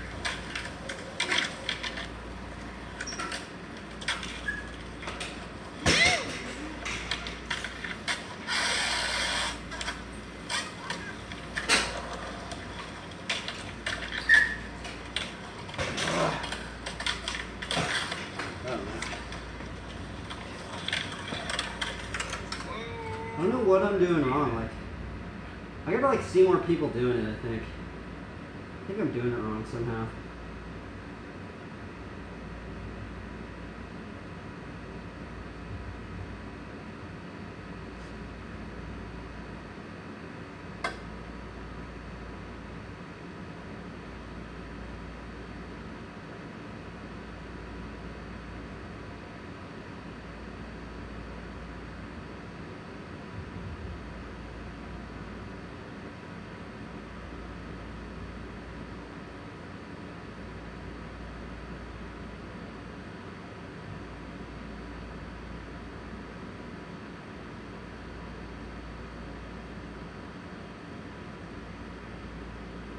Dude, actually, I forgot that guy was doing that trick.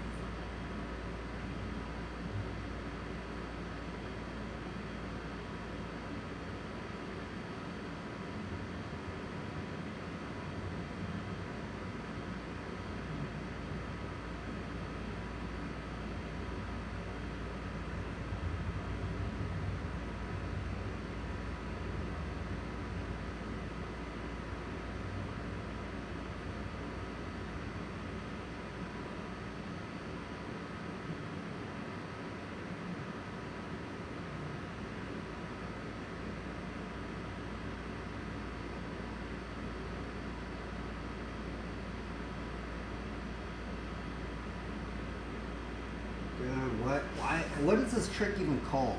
Vader hang five. How to Vader hang five?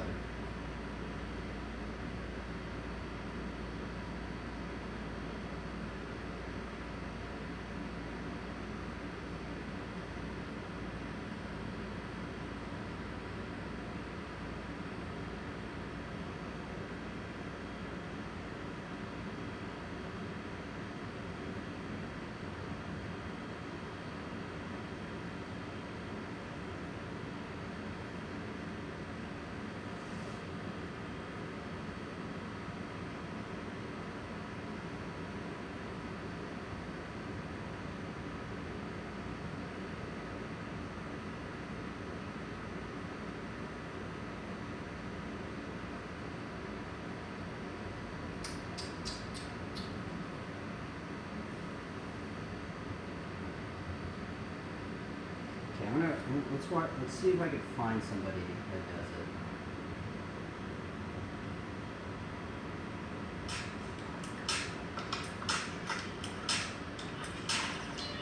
it. Okay, it seems like.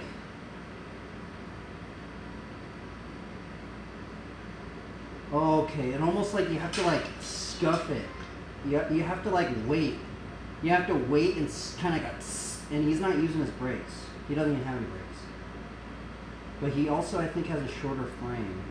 And I think he has offset force.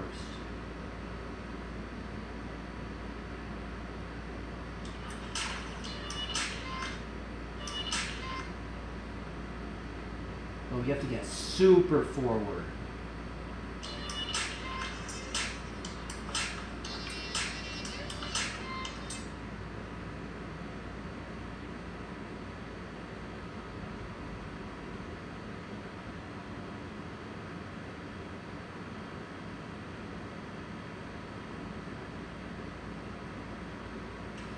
It's crazy. You have to like stop it.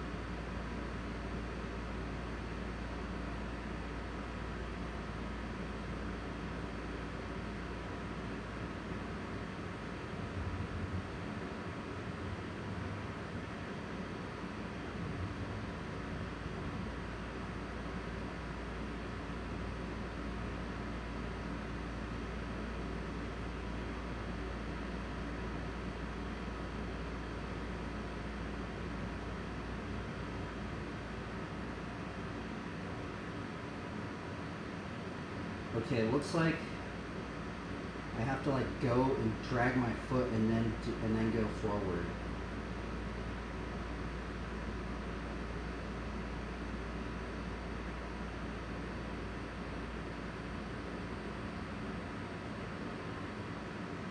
There's something on.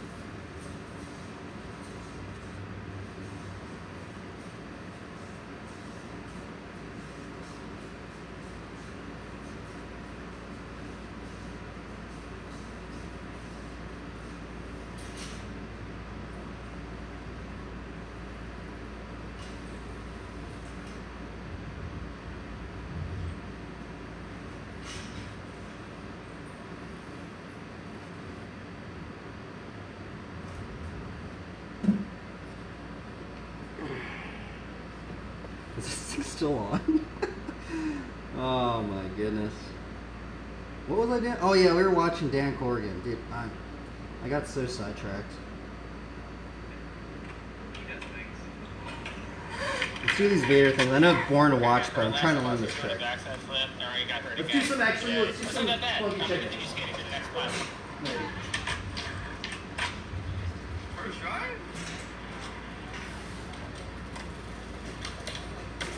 I'll do some funky chickens. Oh my god.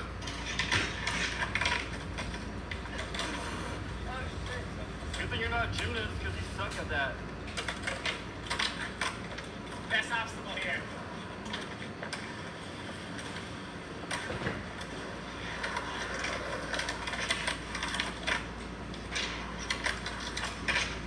That was way better.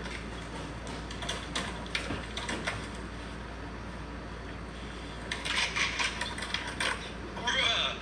Okay.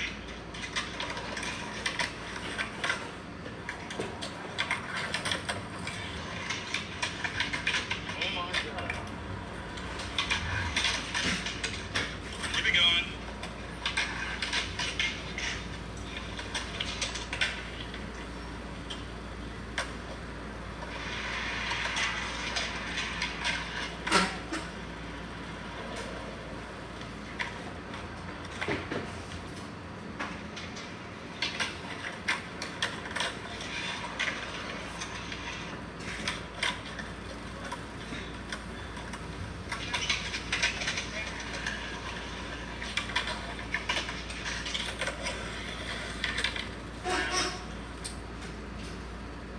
Try Taco Bell's Cantina Crispy Chicken Tacos for $2 each with special pricing on the app. Dude, I don't know how they get into. Alright, so as we were winding down and we were finishing up skating this day, we're getting ourselves together, getting ready to go, and some kid fell, and I didn't see him fall. In fact, I think only one person that was at the skate park actually saw him fall. But he hit his head, and he got up and seemed to be like, okay, I guess, and then he started like telling his friends, like, oh, hold on, like, guys, like, I have a seizure, and it was really scary, because then he like fell, hit the ground again, and then he did. And his friends that he was there with were also young, so they like backed up off of him. And then so Danny and David and me, like we all had to go over there and like not restrain him. We were trying to like let him move freely, but I mean the way that he was thrashing, sometimes people can like break their limbs, and he was moving his head around really hard. Like there was a wall right next to it that he was like gonna be hitting his head against. So we had to like try to keep him from burning himself basically. But it was extremely terrifying because I've seen someone have a seizure before, but I've never seen anything like this. Because when I was watching him, all of a sudden, like blood started like squirting out of his nose. Like it was one of the most horrific scenes I've ever seen, and I'm not going to go into any more details other than that about how intense and scary it was. But it definitely makes you like think a lot about like safety and skate parks and stuff like that, and how you know, my girlfriend, she's going to school to be an EMT. And I asked her, like, you know, well, what do you do in this situation? Of course, afterwards, like, I Googled, like, you know, when someone has a seizure, what's your best bet? And, yeah, just made me be way more conscious of, like, when someone gets hurt at a skate park, like, what to do. And I definitely, it sucks that there's such a stigma behind, like, helmets. Not in the sense that, like, I'm not telling anyone, like, hey, you should start wearing a helmet. I'm saying, like, it's so lame to make fun of someone for wearing a helmet to prevent something like this happening. This kid was, like, young. This could have ended way worse. He eventually came to. And, you know, the EMT came, you know, and the ambulance came, and, you know, he could very well have had, you know, some severe brain damage if he would have hit his head any harder. But, I mean, it was terrifying. He was no more. We thought he stopped breathing. It was scary for everyone. So, yeah, if someone's been wearing pads or a helmet or something like that, I mean, I've seen a lot of injuries, but that was definitely one of the scariest ones. And, like, I don't want to scare anyone without gnarly the details were, but let's just say, like, it was bad. Everyone was shook up. And no one there was prepared to like be able to handle that sort of situation. So like, I don't know. I think it's in everyone's best interest to maybe try to get a little bit of training as far as like CPR if you can, because I know it's not that expensive. My girlfriend's going through all that training now, so like it definitely gives me like motivation to like go get it done too, especially after seeing this. Because like when things with like broken arms and stuff like that, like I know a little bit about dealing with that because I've had those injuries, but like serious stuff like that, really terrifying. And yeah, man, it was a very serious situation that I think people shouldn't blow off so lightly, and you definitely should never, ever make fun of anyone for taking any sort of safety precaution. It's like making fun of someone for wearing a seatbelt. Maybe if they made like a more lightweight helmet, or maybe when I get older, I might start wearing a helmet. But as for now, I'm not. I'm not telling you that you should. But yeah, definitely lay off those people who do, because it's not that lame. It's when you see that in person, you're like, oh yeah, that's something that can happen very easy. So yeah, that's kind of just my little rant. Anyways, more videos coming soon, as in tomorrow. Love this. Pizza Hut's got 2 mediums for less than $1 a slice. Carry out 2 medium one-topping pizzas for just $6.99 each.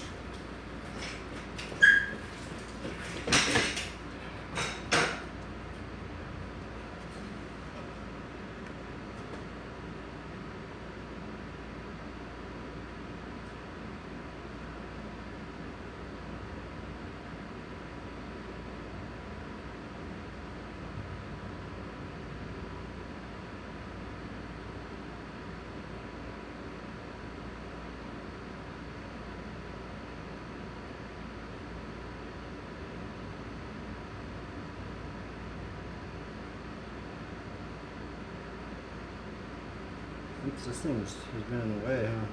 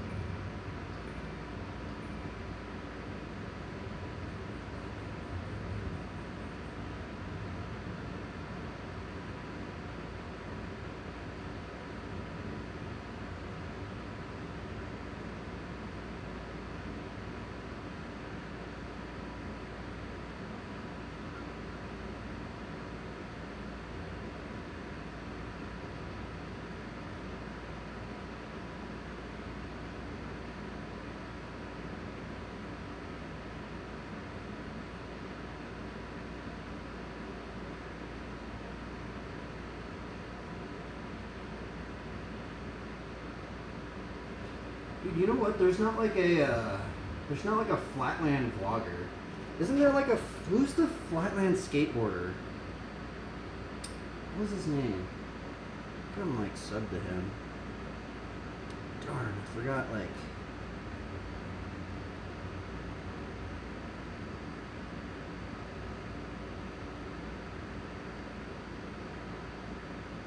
There's like I guess I think if I just put in freestyle skateboarding.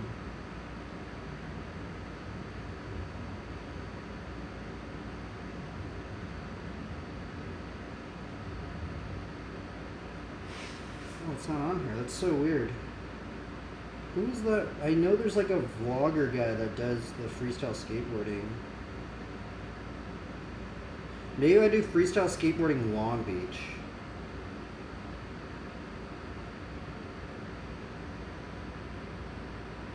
Dude, who was that dude, man?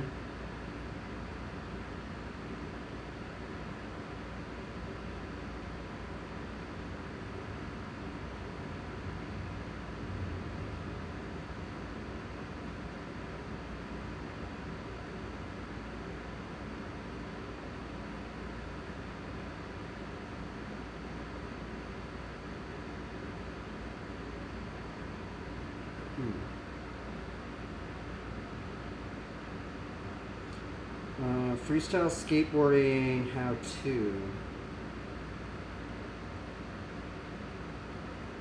Okay, I think it's this dude. No? Dude, that's strange.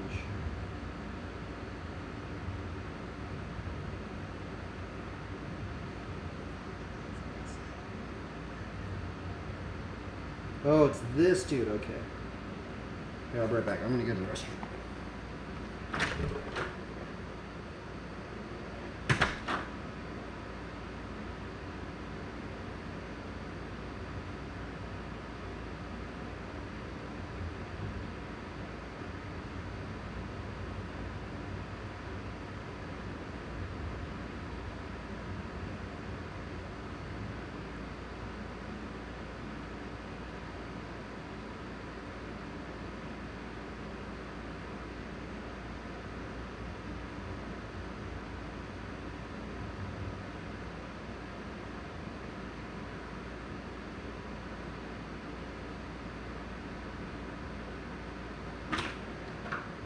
I also kind of wanted to mod my bike again.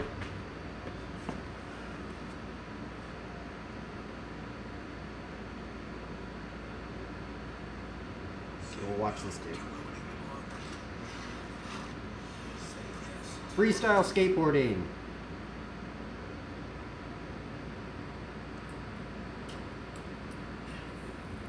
Let's put this on a charger.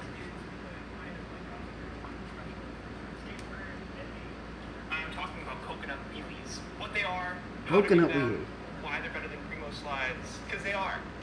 It's objectively true that they're better than Primo slides. To explain them, I can't do it here. You wouldn't want that, so we're going to go to the skate park. Let's go.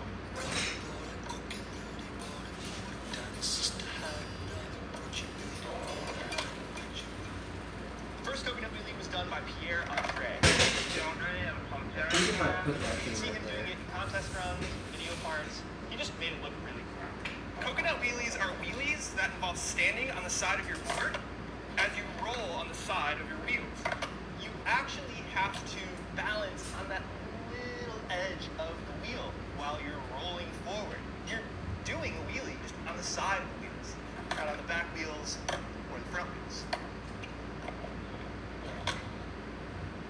Oh yeah.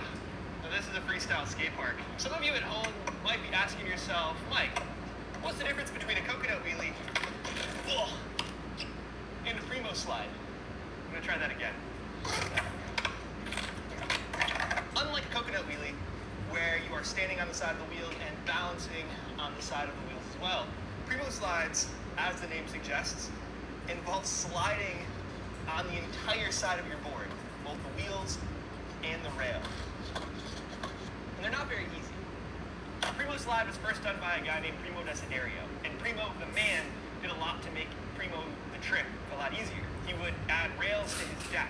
Some people wax the ground or only do Primos on really slippery surfaces.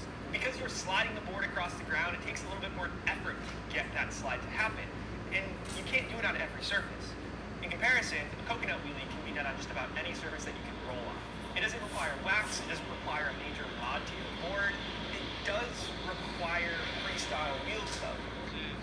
Oh, fudge, I just broke it. Darn it. Yeah, so you can see it's all like anti-cone. Anyway. Freestyle wheels, like this coconut wheel from World Skateboarding, are perfect for coconut wheelies. I've done a bunch of videos in the past about freestyle wheels, but in short, they're offset, so they cover up the edge of your axle, and they provide better balance, better platforms for coconut wheelies, Primos, rail stands, all kinds of tricks on the side of your board. Now, if you attempt to learn coconut wheelies with straight wheels, you're going to have a really hard time because you'll be grinding the axles of your trucks across the ground. That's impossible with freestyle wheels. They protect your axles. And they allow you to roll on the side of the wheel. Now, to do the coconut wheelie, you're going to want to start with your front foot in the center of the board, kind of in kickflip position, or in the position that you do your heel side rail stands. I like to have my back foot hanging way off the toe side edge of the board and just above the back wheels.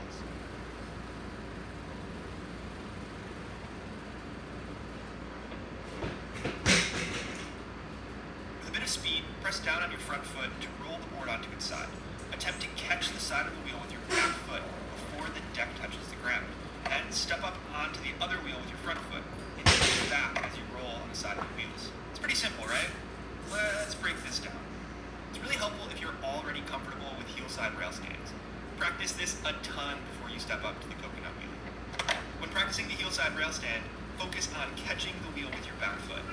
Notice that I'm not pressing down and jumping onto the wheel. I'm trying to reach for the wheel with my back foot as the board is tilting over. You can also practice freezing the board on the edge of the wheel before it reaches a full rail stand, sort of a stationary coconut wheelie. Once you're able to hold that stationary coconut wheelie, try them rolling. Be sure to bend your knees, keep your weight back, and get that back foot onto the wheel as quickly as possible. If it's taking too much force to roll the board over, you might need to tighten your trucks a little bit. If you find that your board is locking up and scraping across the ground, you probably aren't getting your back foot onto the wheel soon enough. You may also be leaning forward too much. Keep your weight back. Try to have most of your body weight centered over your back foot. If you focus on getting your back foot onto the wheel as soon as possible, freezing the board before that deck touches the ground, bending your knees a ton, and keeping your weight back over your back foot, you will be able to do the coconut wheelie. Now there are tons of different variations of the coconut wheelie that you can learn. You can do spins and shove-its out of it. You can do flips into coconut wheelie or out. You can even do toe-side coconut wheelies or do them downhill. Watch the car!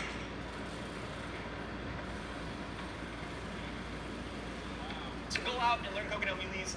It's a challenging trick, but it is worth it. You're going to be blowing people's minds once they see you rolling on the side of your wheels like this. If you're looking for freestyle wheels, you can go to waltskateboarding.com and pick up our new coconut carver wheel. You can also ask your local skate shop to carry them. This is a wheel with the durometer and shape designed specifically for this trick. Put a lot of work into these, so I hope everyone out there who's skating that likes them. Buying these wheels also helps me make more of these videos and help support the freestyle community, which is growing so much every day. I'm seeing it in the comments here. But keep dancing, keep taking care of each other, and we'll see you next week for another one of these videos. Here's more Jack and Quentin doing coconut wheelies. Oh. I want to make a video about how to coconut wheelie and what coconut wheelies are, because a lot of people don't really understand what the trick is.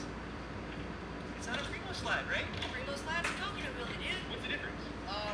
One is cool, one's... So basically, no, actually, okay, so you do this instead of this. Okay, so like, primo slide, you go like that. And that's easy, but like... Oh, dude, that's actually really cool. You just rely on it. You do that. And then there's so many more possibilities, because these, you can slide them. Oops. You can do it on like any surface, and primo slides are a lot harder, because like not everybody has this beautiful underbody floor, and some people are doing it on their driveways that are really bad. It's always been me. So like coconut wheelies are better. Let's slide like that instead of sliding like that. What do you think? Anything to add to that?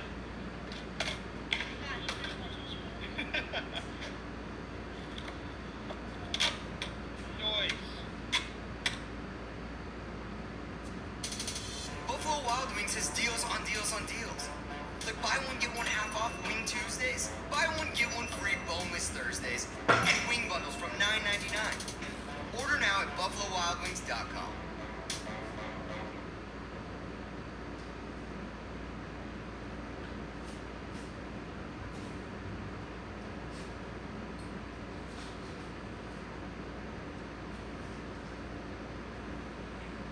How many ways can you finger flip? Stationary finger flip. Double finger flip. Rolling finger flip. Rolling varial finger flip. 360 finger flip. Finger flip to truck. Or finger flip to pogo.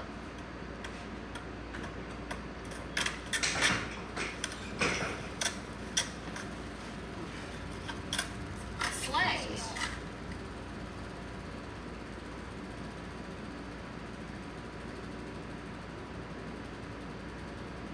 Watch this one. I know this is freestyle skateboarding, but there's a lot of similarities. What is good? My name is Mike Osterman. Hey, what's up, man? Thank you. Freestyle skateboarder.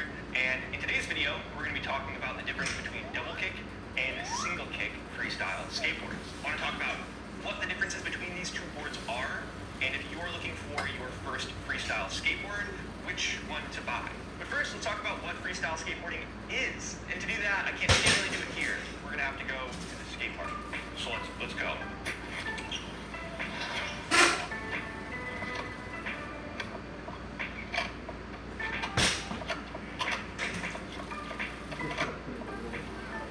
So obviously, downhill skateboarding is all about skating down hills. Park skating is about skating parks or obstacles. And vertical skating is all about skating on vertical surfaces. Freestyle, though. Freestyle is all about making the board the obstacle.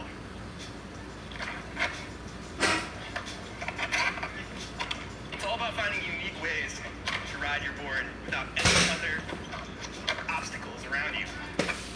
Not sketchy. You get the gist. If you ask Dan Garb, he says freestyle is all about making your skateboard a paintbrush and the flat ground your canvas. I miss you, Dan. I'm out to Long Beach again. And there's tons of different kinds of freestyle tricks.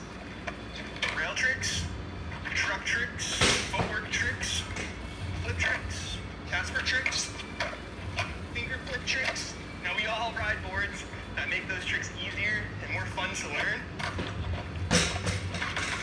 Most importantly, boards that don't break after one pogo. The first thing to choose when picking a freestyle board is whether you want a double kick freestyle board or a single kick board. Now, kick refers to the upturned nature of a nose or tail, like the kick tail that you see here. It curves upward. Single kick boards feature a flat nose and a kick tail. Now this is actually a smooth nose Huntington board from Walt Skateboarding. It's the closest thing that we can make to a single kick, but we'll come back to this a little bit later in the video. And you guessed it, double kick boards feature a kick nose and a kick tail. Both ends of the board are turned upwards, hence double kick. It's kind of self-explanatory. You'll probably see the difference. Moving on. Double kicks are all about symmetry and malleability, because that's a word.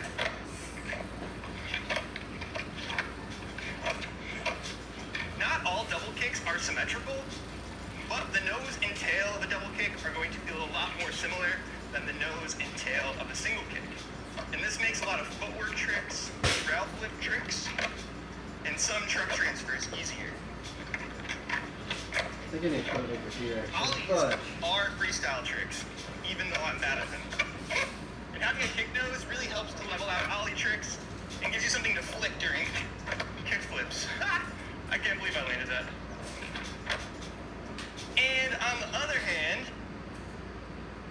you can't buy love or happiness, but you can invest in it with T. Rowe Price.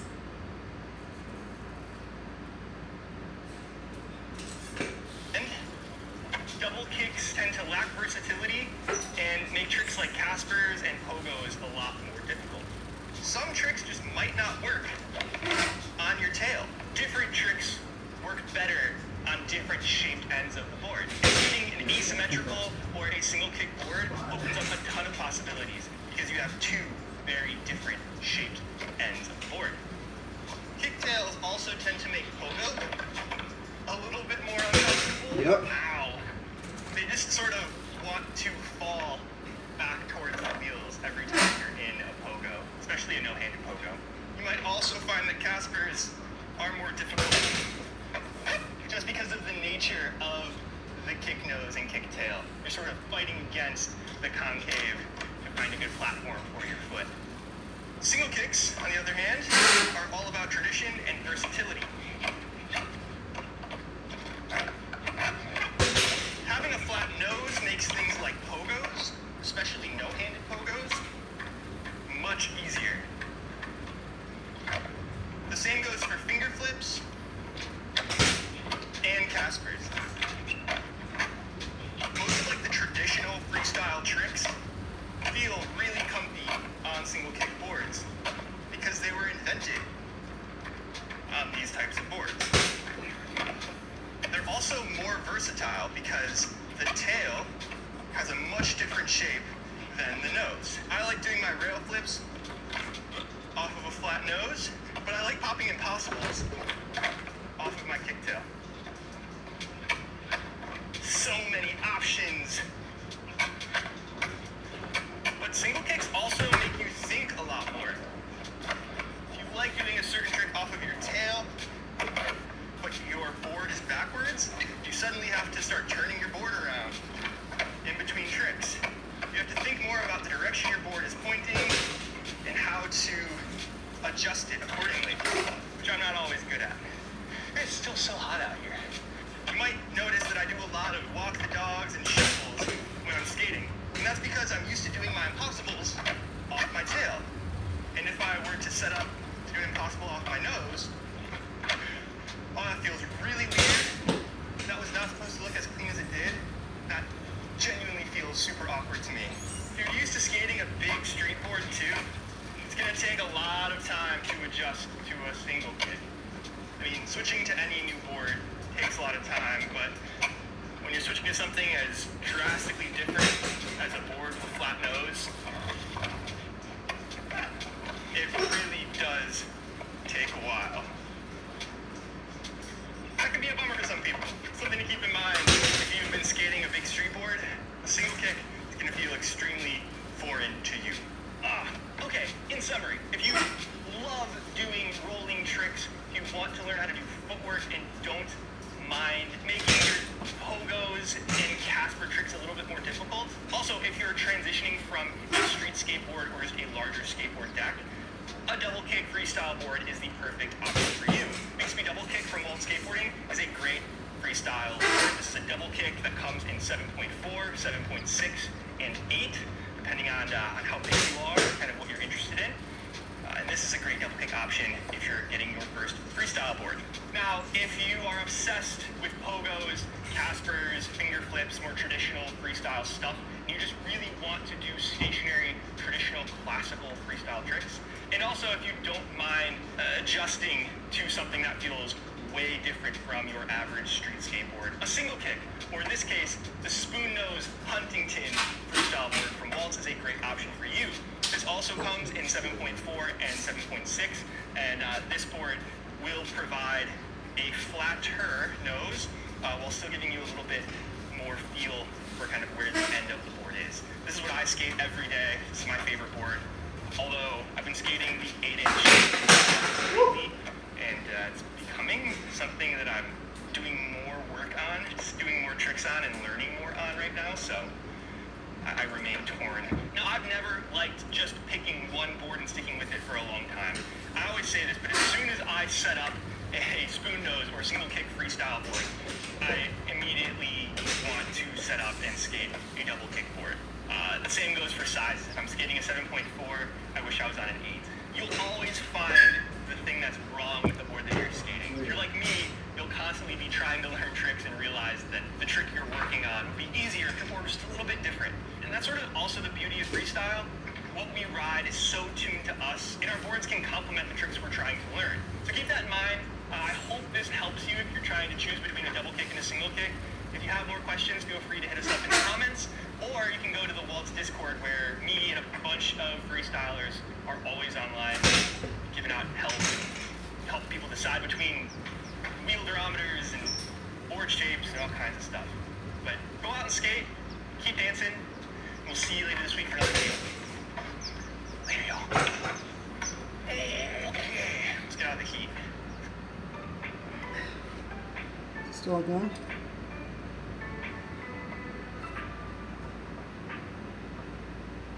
Dude, that's straight up El Dorado. That used to be my local park. That's hilarious.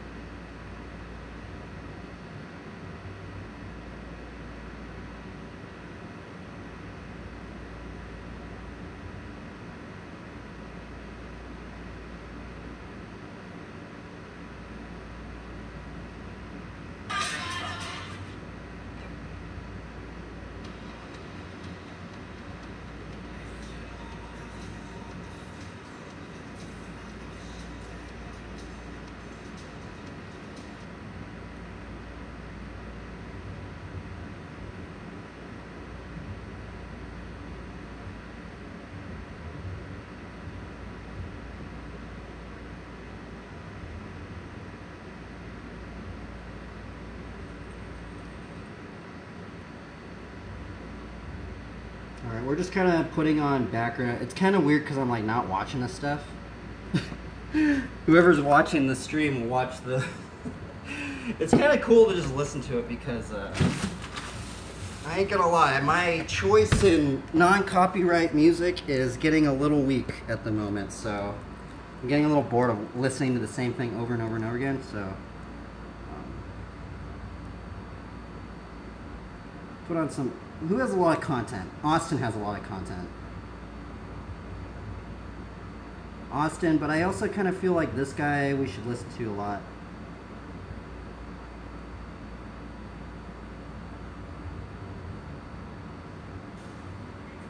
There's a wedding coming up. You should come. So where are we wearing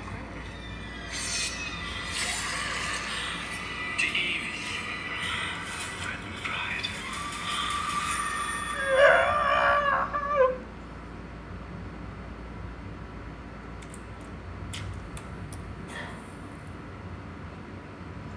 What is good?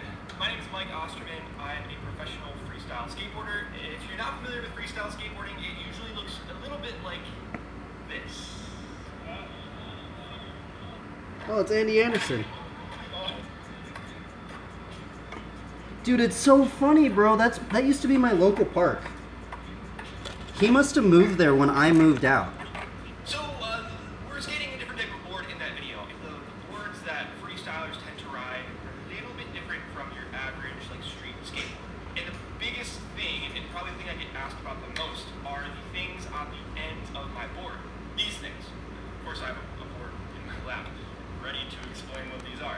These are skid plates. I have a tail skid, one that goes on my tail, and a nose skid. These are high abrasive plastic plates that we install on the ends of our board to keep our boards in shape, to prevent them from wearing out, because boards are expensive, and we just want to make sure we keep them in shape over time as we skate them. I want to make a video today to explain what they are, why I ride skid plates, and how, if you are riding skid plates already, you should replace them, and when to replace them. That's a lot, so let's just dive into it. Let's go. Now, freestyle skating involves a lot of tricks where you skid your tail, which can wear out a board pretty quickly. Things like spacewalks, all kinds of different footwork tricks. Obviously, tricks where you're popping your tail. They all wear out the edge of the tail of your board. They cause razor tail. So having skid plates prevent razor tail. Because obviously I'm skidding on the skid plate and not the wood of the board. But in addition to protecting the tail, skid plate also makes it easier to do those sliding tricks because it's harder than wood and doesn't grip as much. It's actually helping me to slide and keep my spacewalks feeling smooth. And it helps me slide with thrusters, my broad twists. If I slide my tail a little bit during spins, that hard plastic doesn't grip the same way that a regular wooden tail does. And it keeps those tricks moving smoothly and gliding across the ground without kind of stopping me and pitching me off the board. I'm out of breath. All right, let's move on. Razor tail's bad, but what's worse is adding razor tail to pogos. Freestylers spend a lot of time on our trucks, and with that comes risk of splitting and laminating our boards. Didn't think I was going to land that into primo. Using skid plates prevents razor tail, also prevents chipping and splitting on the nose and tail of the board. It's vital if you're going to do pogos all the time, or truck transfers. Or really anything where you're hopping on the board. Ow. So, let's assume you're already riding skid plates. You've had them for a little while on your freestyle board. When should you replace them? I've been riding this board for about 2 months. These skid plates really only get skated on really smooth ground, so unfortunate. They've been lasting me a while, but they're almost at the point where I want to change them out. The rule I usually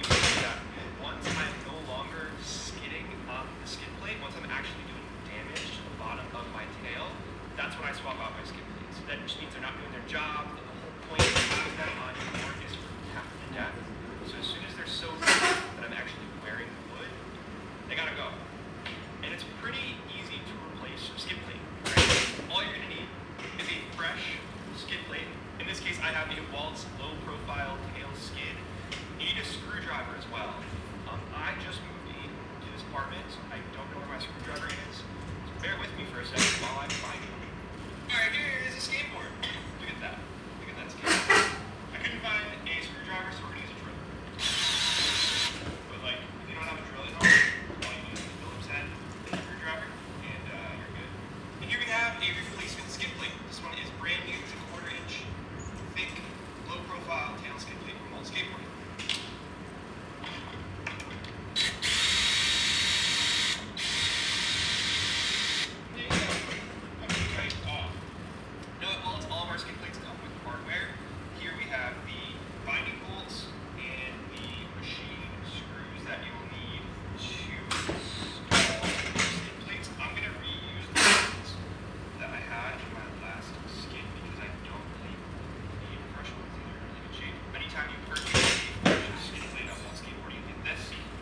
What that even looks like.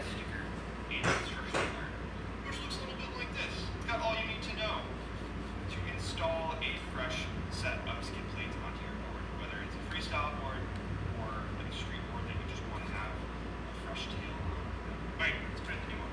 I'm going to put the binding bolts back in the holes that I drilled in this deck when I first set it up.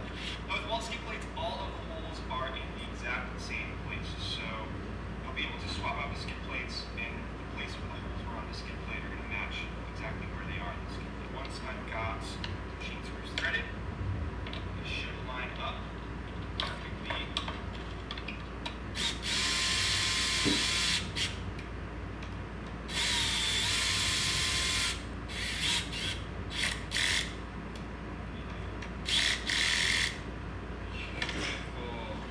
Make sure they're not wiggling off. There you have it. Everything should just screw in nicely. It should line up pretty close to the end of the tail. And now I have fresh skid plates on my board. Looks pretty good. These will probably last me another month or two, depending on where I'm skating. If you are out there skating on just perfect marble ground, your skid plates might last you months on end. If you are skating rougher, gravelier, concrete, or asphalt, they might not last quite that long, but hopefully they help keep your board in shape. I find that skid plates make a lot of tricks way easier, things like spacewalks and footwork tricks. And I don't know, I hope this helps you elevate your freestyle game. It's kind of the point with all this hardware. We want to help you be a better skater. If you have any other questions about the things that we ride, feel free to comment below, or you can also visit the Waltz Discord. We have a Discord for the Waltz community where Those are we fun. ask questions and learn from each other and get an idea of what everyone's doing. Anyway, like it, subscribe, right? And keep dancing. We will see you very soon for another one of these videos. Thank you.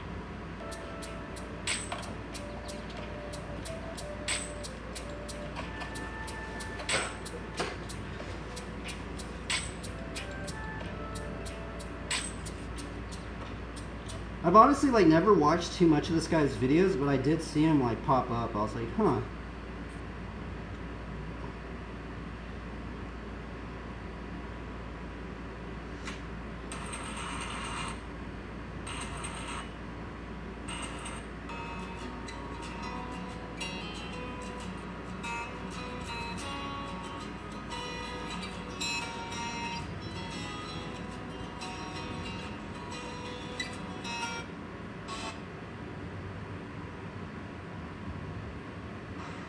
Nice bike, tippy toes.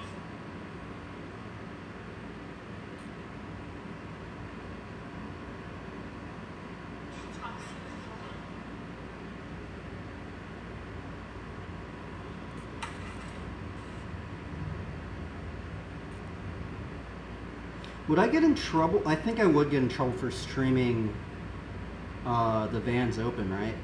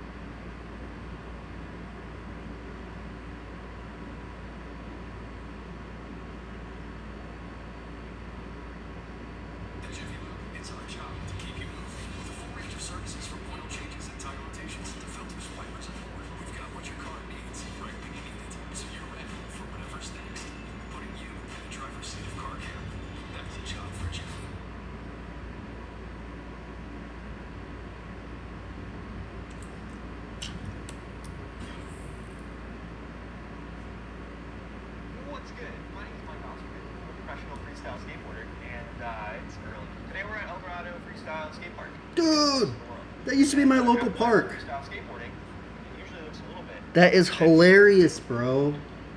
I used to live there. At that park. That's so funny.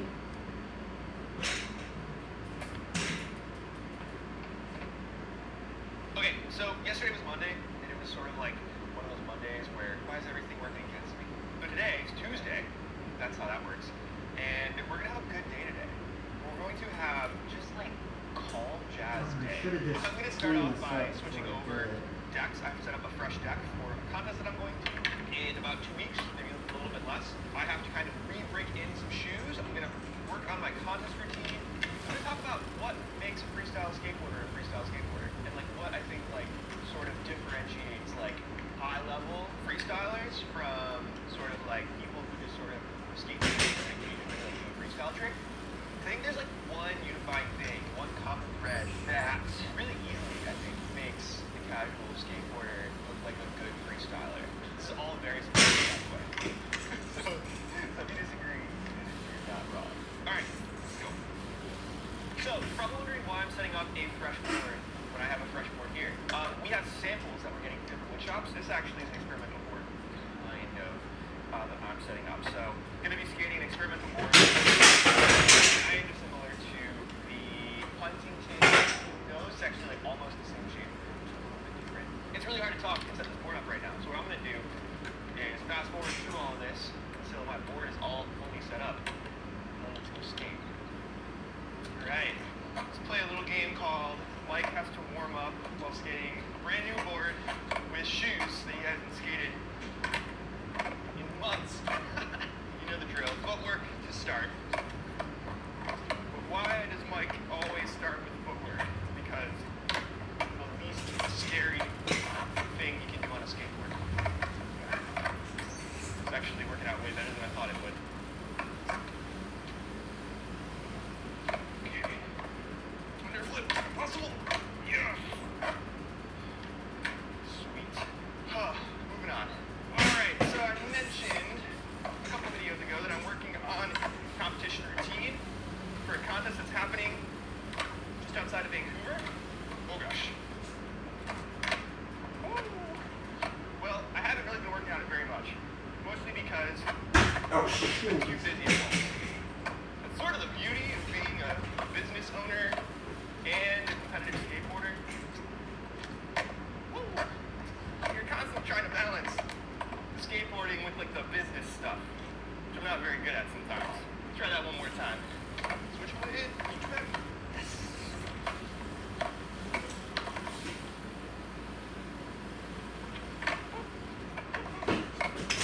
So, first order of business is to work on my routine, which means drilling my contest tricks until they're absolutely dialed.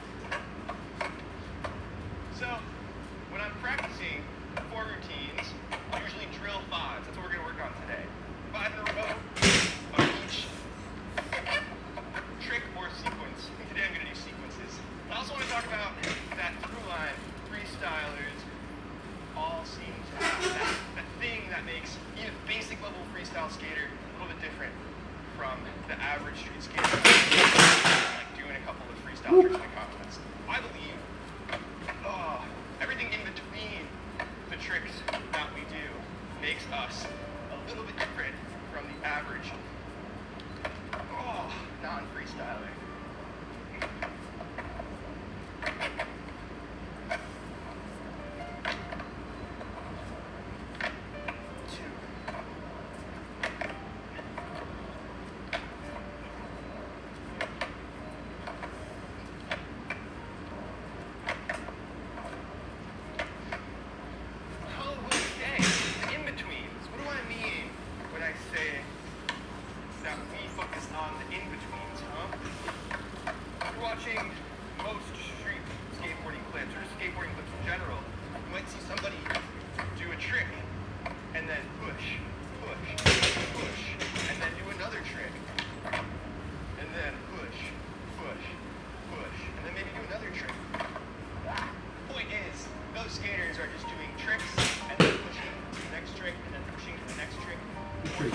there. one thing and doing one trick after the next. There's nothing happening in between.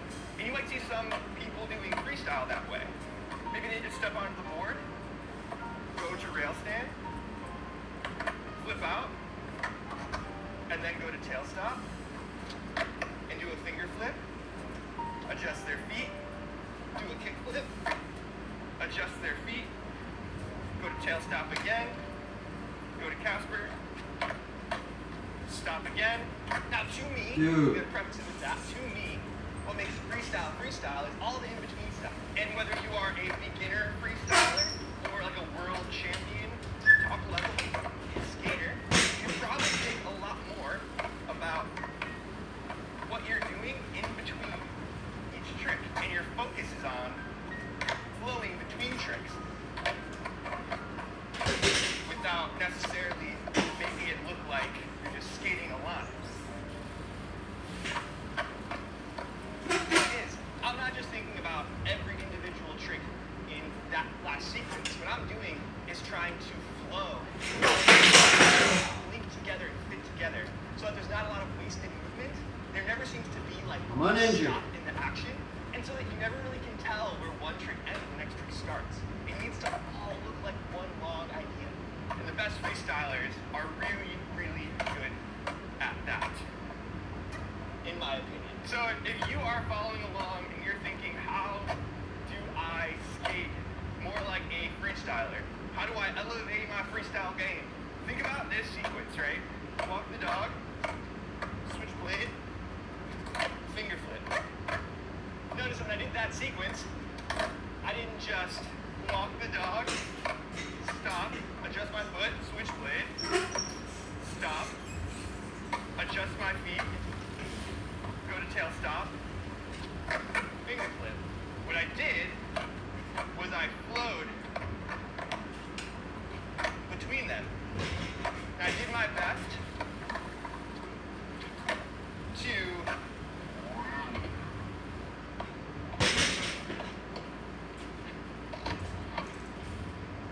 find a rhythm, transition between tricks in like a seamless way without a bunch of wasted movement or long pauses. And throughout the sequence, I was actively thinking about the next trick in the sequence. I think any skater who's been learning with us lately can start working on flowing, and it'll really just elevate. Try that right now. Meanwhile, I'm gonna work on my cookie contest prep. 1, 2, 3, 4. Now we're gonna use my least favorite trick in the world. I'm gonna roll backwards, I'm gonna flip it, and I'm gonna spacewalk. Kind of like that. New Ziploc silicone endurables, designed to go from freezer to stove to last minute meal. Yeah, but like 5 times in a row.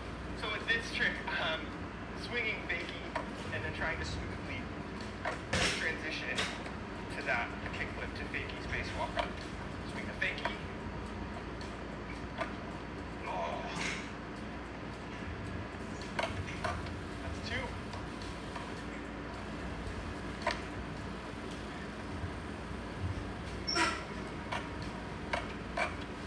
3. Oh. 4.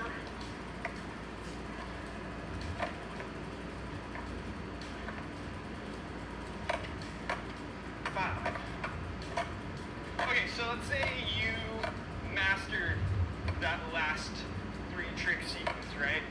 Your walk the dog to switch blade to finger flip. You can kind of keep expanding on that in a couple different ways. One way is maybe that little switchblade kickback thingy. It's a double finger flip. Maybe you could even do walk the dog, shove it to spacewalk, tail stop underflip to tail, double finger flip out. Maybe you can make it look better than that because that was a little sloppy. It's all about keeping it smooth, making it look good, making it look fluid, continuous.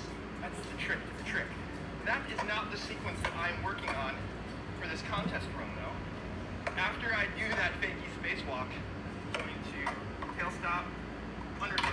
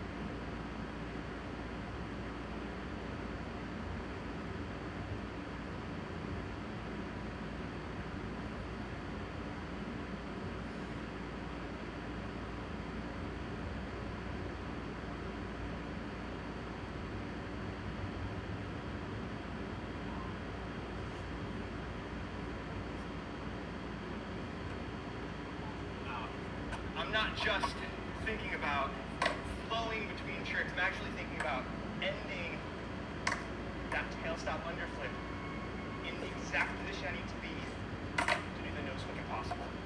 See, dude, this is exactly what he's talking about is exactly what flatland's like. I mean, it's both the same same concepts. Actually, I really like, he knows more of it because he is actually a pro, At this you point, know? practicing for contests, I'm not going to be working as much on individual tricks and getting used to doing individual tricks. I'll usually spend more time practicing chunks, practicing those sort of 3 trick sequences, sort of like the challenge I just gave out. Maybe if I have 3 or 4 or 5 tricks in it, I'm trying to smooth them out. And I'm trying to get used to transitioning between tricks. It takes some practice, it's usually kind of clunky. So I will start out with that no stop, tail stop. Dude, that was sweet. I'll transition, no stop, I'll do the renegade flip. And if I had landed that, I would have gone reverse switchblade to nose, to truck, back to rail. I kind of want to start doing that thing that they Godzilla did. rail flip out. And now the second Godzilla rail flip still. Alright, so contest runs are hard. And it's not just because I'm trying to land the trick, because I'm constantly trying to improve the trick sequence, smooth out what I'm doing, and find better ways to flow through my routine. You understand? It all takes a lot of time, practice. I think that's also kind of what makes freestyle special to me. I can go out and I can do the same 3 tricks a totally different way. I can go out and not even really do real tricks. I can spend my entire day doing footwork and step off tricks and just kind of cruising and carving and turning, and that can be really fun too. Sort of getting super nerdy and in the weeds with stuff as simple as swings to fakie, or I don't know, mirage twists, or like spins. So give the challenge that I gave you today a try. Dork around with ways to shuffle your feet around and to transition between tricks, especially footwork tricks. And start thinking about your skating in terms of sequences, not just in terms of individual tricks. Because if you've been watching this channel for a while, you're probably learning tricks with us, you're probably picking things up from the trick tips, and you don't have to stop there. Once you've got finger flips, mix it in with something else. You've got a lot to learn. It's part of this weird scene that we're in. Okay, real quick before I move on with this video, I want to talk about one thing. It's the definition of freestyle skateboarding, or what I believe the definition is. Now, for a long time, I've kind of used this one definition for freestyle, and that is that Freestyle skateboarding is making the skateboard the obstacle.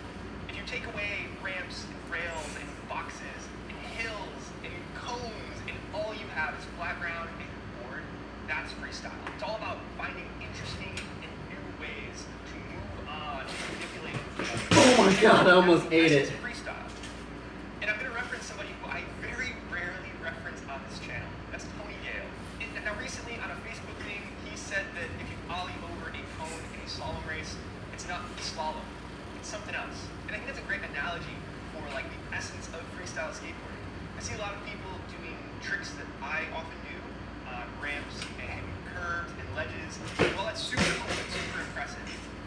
It's hard to call it freestyle skateboarding because again, what we do and what I get super stoked seeing among freestyle skateboarders is when people find really unique and exciting ways to make the board the obstacle.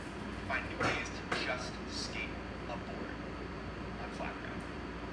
Anyway, that's my Discord going off. I gotta get back to talking to people on the Discord. Join that. Here's the rest of the video.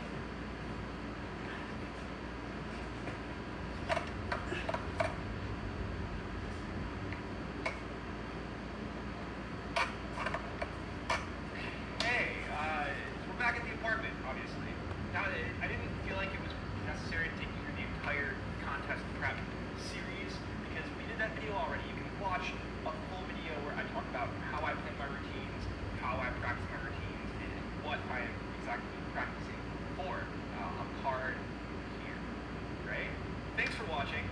Thank you for being here. Freestyle is an interesting beast. I want to get more into videos talking about kind of what this is, why I like it through.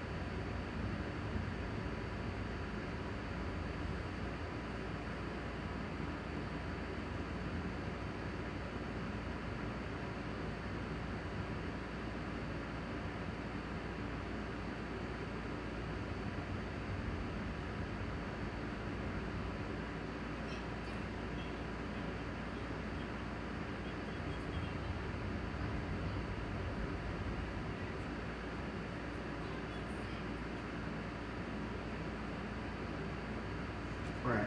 It's time to eat something.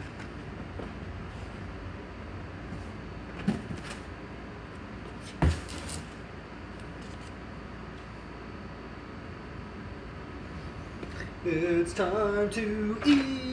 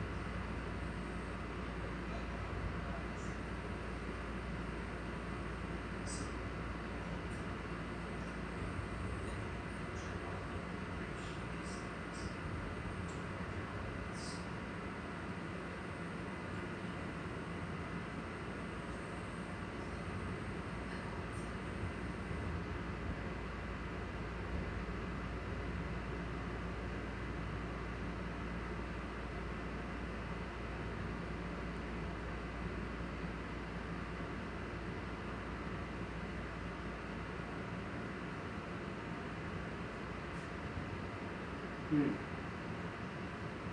feel like I should maybe draw.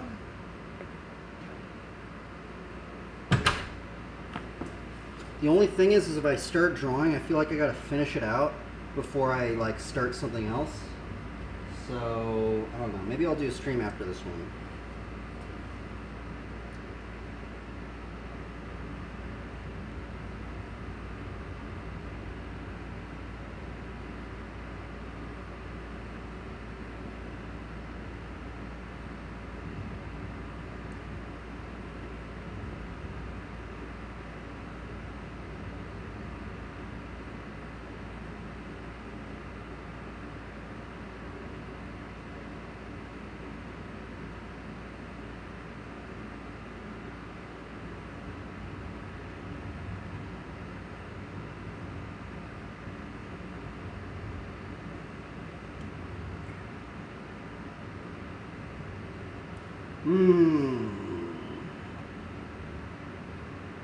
We need more BMX bloggers, huh?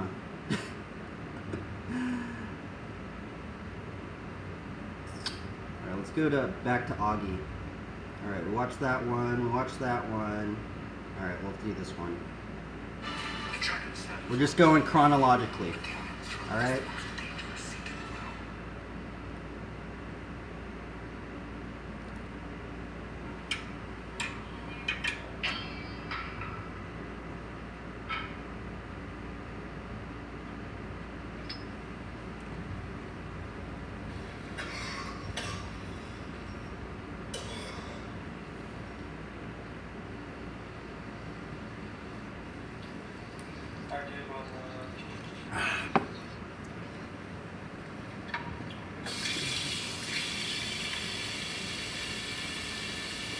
Let's go back to the Vader jam thing.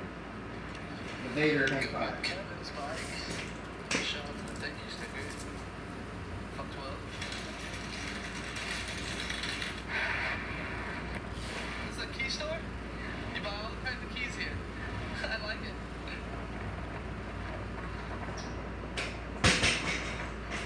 Kevin's comment.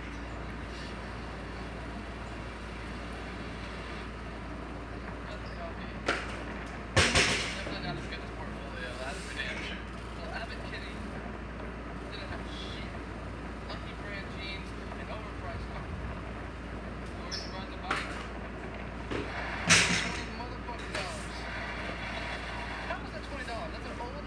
It's vintage, I guess. It's vintage. There it is. Somebody sent me a message. Oh, look who it is.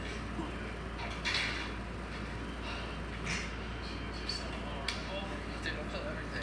People namely, you know, shopping your real, looking for a job, stuff. Hey, look, Kevin, how do you get a job? This? Senior Bro. boss. Senior boss. Hey. There he is. How old do you think he is, Kevin? Antique. He's antique, huh? The Antique Roadshow. I'm so bad at this There card. was no value. He was that rare. I want to go back to the Antique Roadshow next year, but I'm selling offers.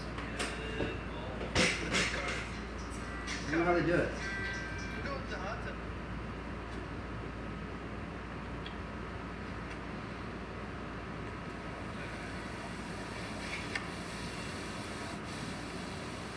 I love Kevin's place. What did I get you eating, hmm? What were you eating? What were you eating, Carter? You're in the Friskers, man! The Friskers! A little fun fact about Kevin's place. That over there is Snapchat. Yeah, that's a Snapchat headquarters right there. All your little snaps, they go. There it sucks. How do they do it? I have an hour to get food before I go to the airport, so Mike, board. Oh, shut up, thank you. Bro, I think it's my bike and shit, man. I don't even know if I can do it on this bike. Maybe my front brakes are in the way. Kinda sucks. Go to Maria's. I don't want to go to Maria's. Go to Juice Crafters. I don't want to go to Juice Crafters. Well, I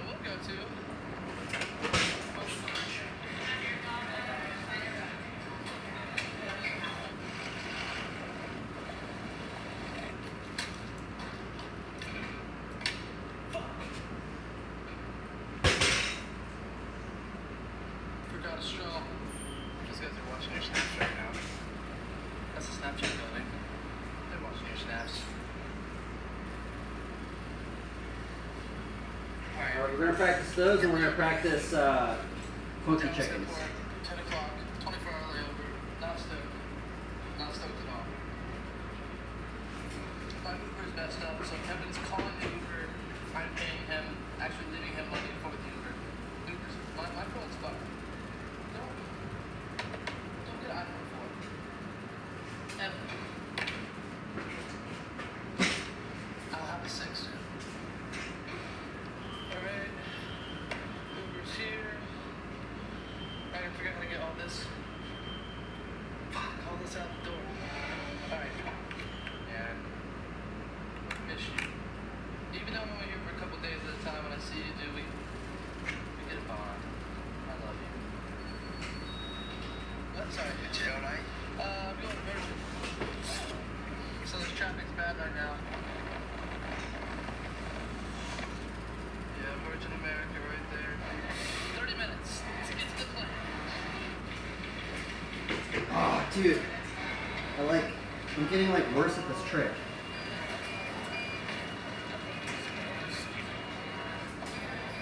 LAX is it's not fun. I really hate flying. So I'm hoping I have enough time to get to the alcohol. Yes.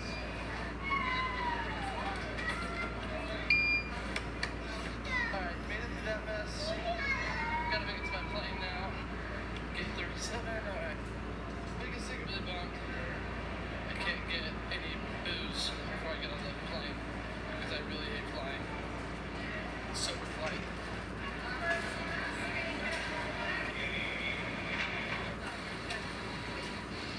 Made it on. I got the middle seat. It's okay though. Yeah. You know what you guys go through. What the hell?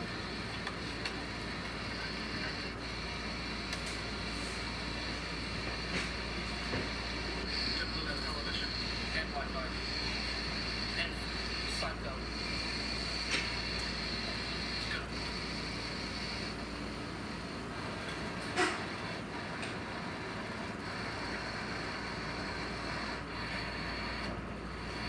Virgin America charged me way too much for my bags, but they got fucking video games to play. They have free drinks.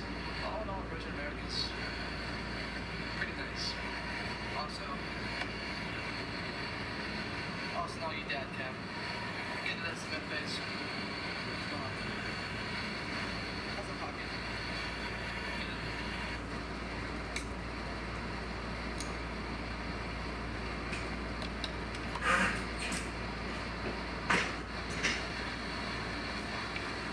I spilled it.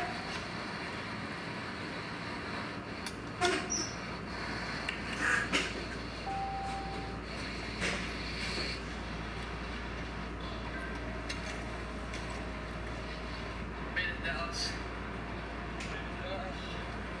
I got 24 hours in this airport. There's a bar here. Coffee. Figured my life out. Alright. I'm staying at the airport all night until tomorrow at 5. Not stoked. Get some food.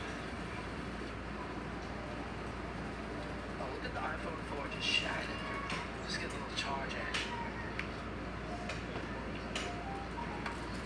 This delicious sandwich I just made.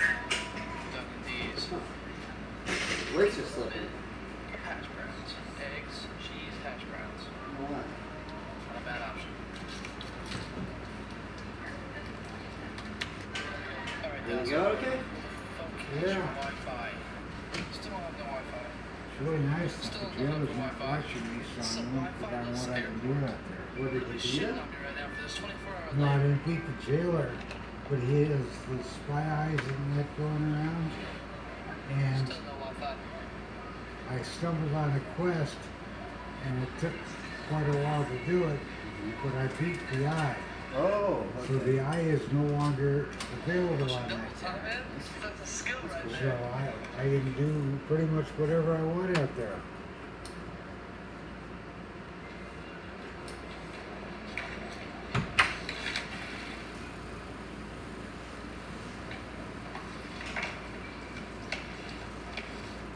Security guard just got mad at me. Don't do that.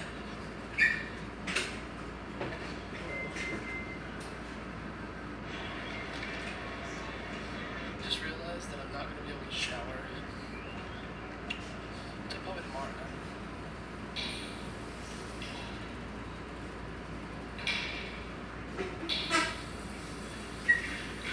Oh no.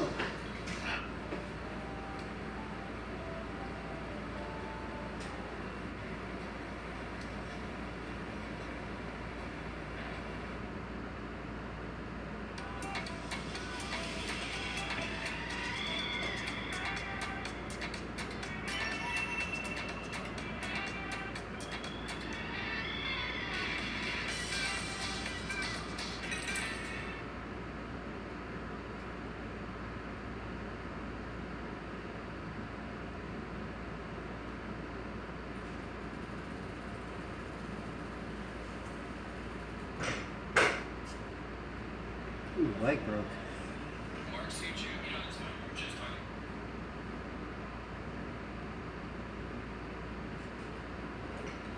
Darn it. I'm always breaking something. Oh no, this cable broke. Darn. Oh, this isn't good.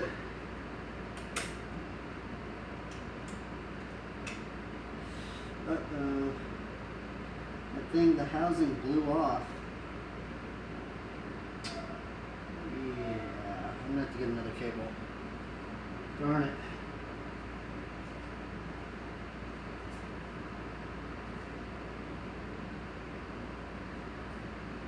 Well, I mean, the cable lasted a little bit, but man, I must be like putting a lot of torque on this. I guess it was an old cable, but if you can see it, I didn't snap it this time, but I blew. So this cable actually has like there's like three layers to it. There's the plastic layer, then there's this coiled metal layer, and then there's these wires that go in it, and then it's a tube. There's actually like 4 layers. So what I ended up doing on this one is the metal spiraled inner layer has just blown through the cable. So I think that was my last cable, so I think I'm gonna have to go get some more.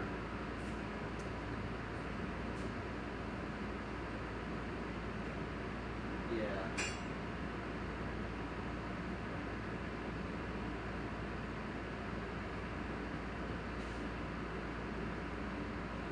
Darn. Should have breaks before the break. Oh well.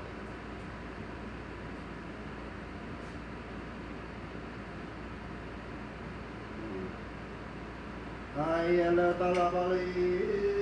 gonna have to go by. Okay, no worries.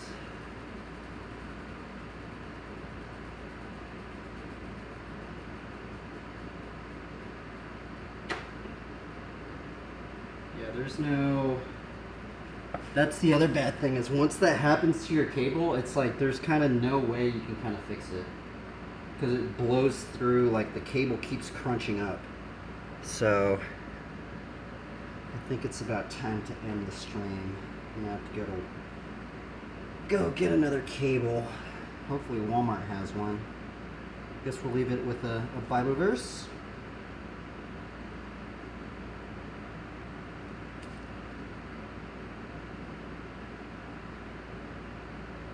Fret not yourself because of evildoers, and do not be envious of the wicked. Proverbs 24, chapter 19. Anyway, everybody, thank you for tuning in. if you do watch this, I don't even think I highlighted a single thing on this entire stream. I literally did not land one thing, I think. But, you know, that's how it is. This stream was a bit more like learning new trick stream, so for some reason I can't do the Vader to the Hang 5. I don't know why. It's a weird one. Anyway. Farewell, everybody. Farewell.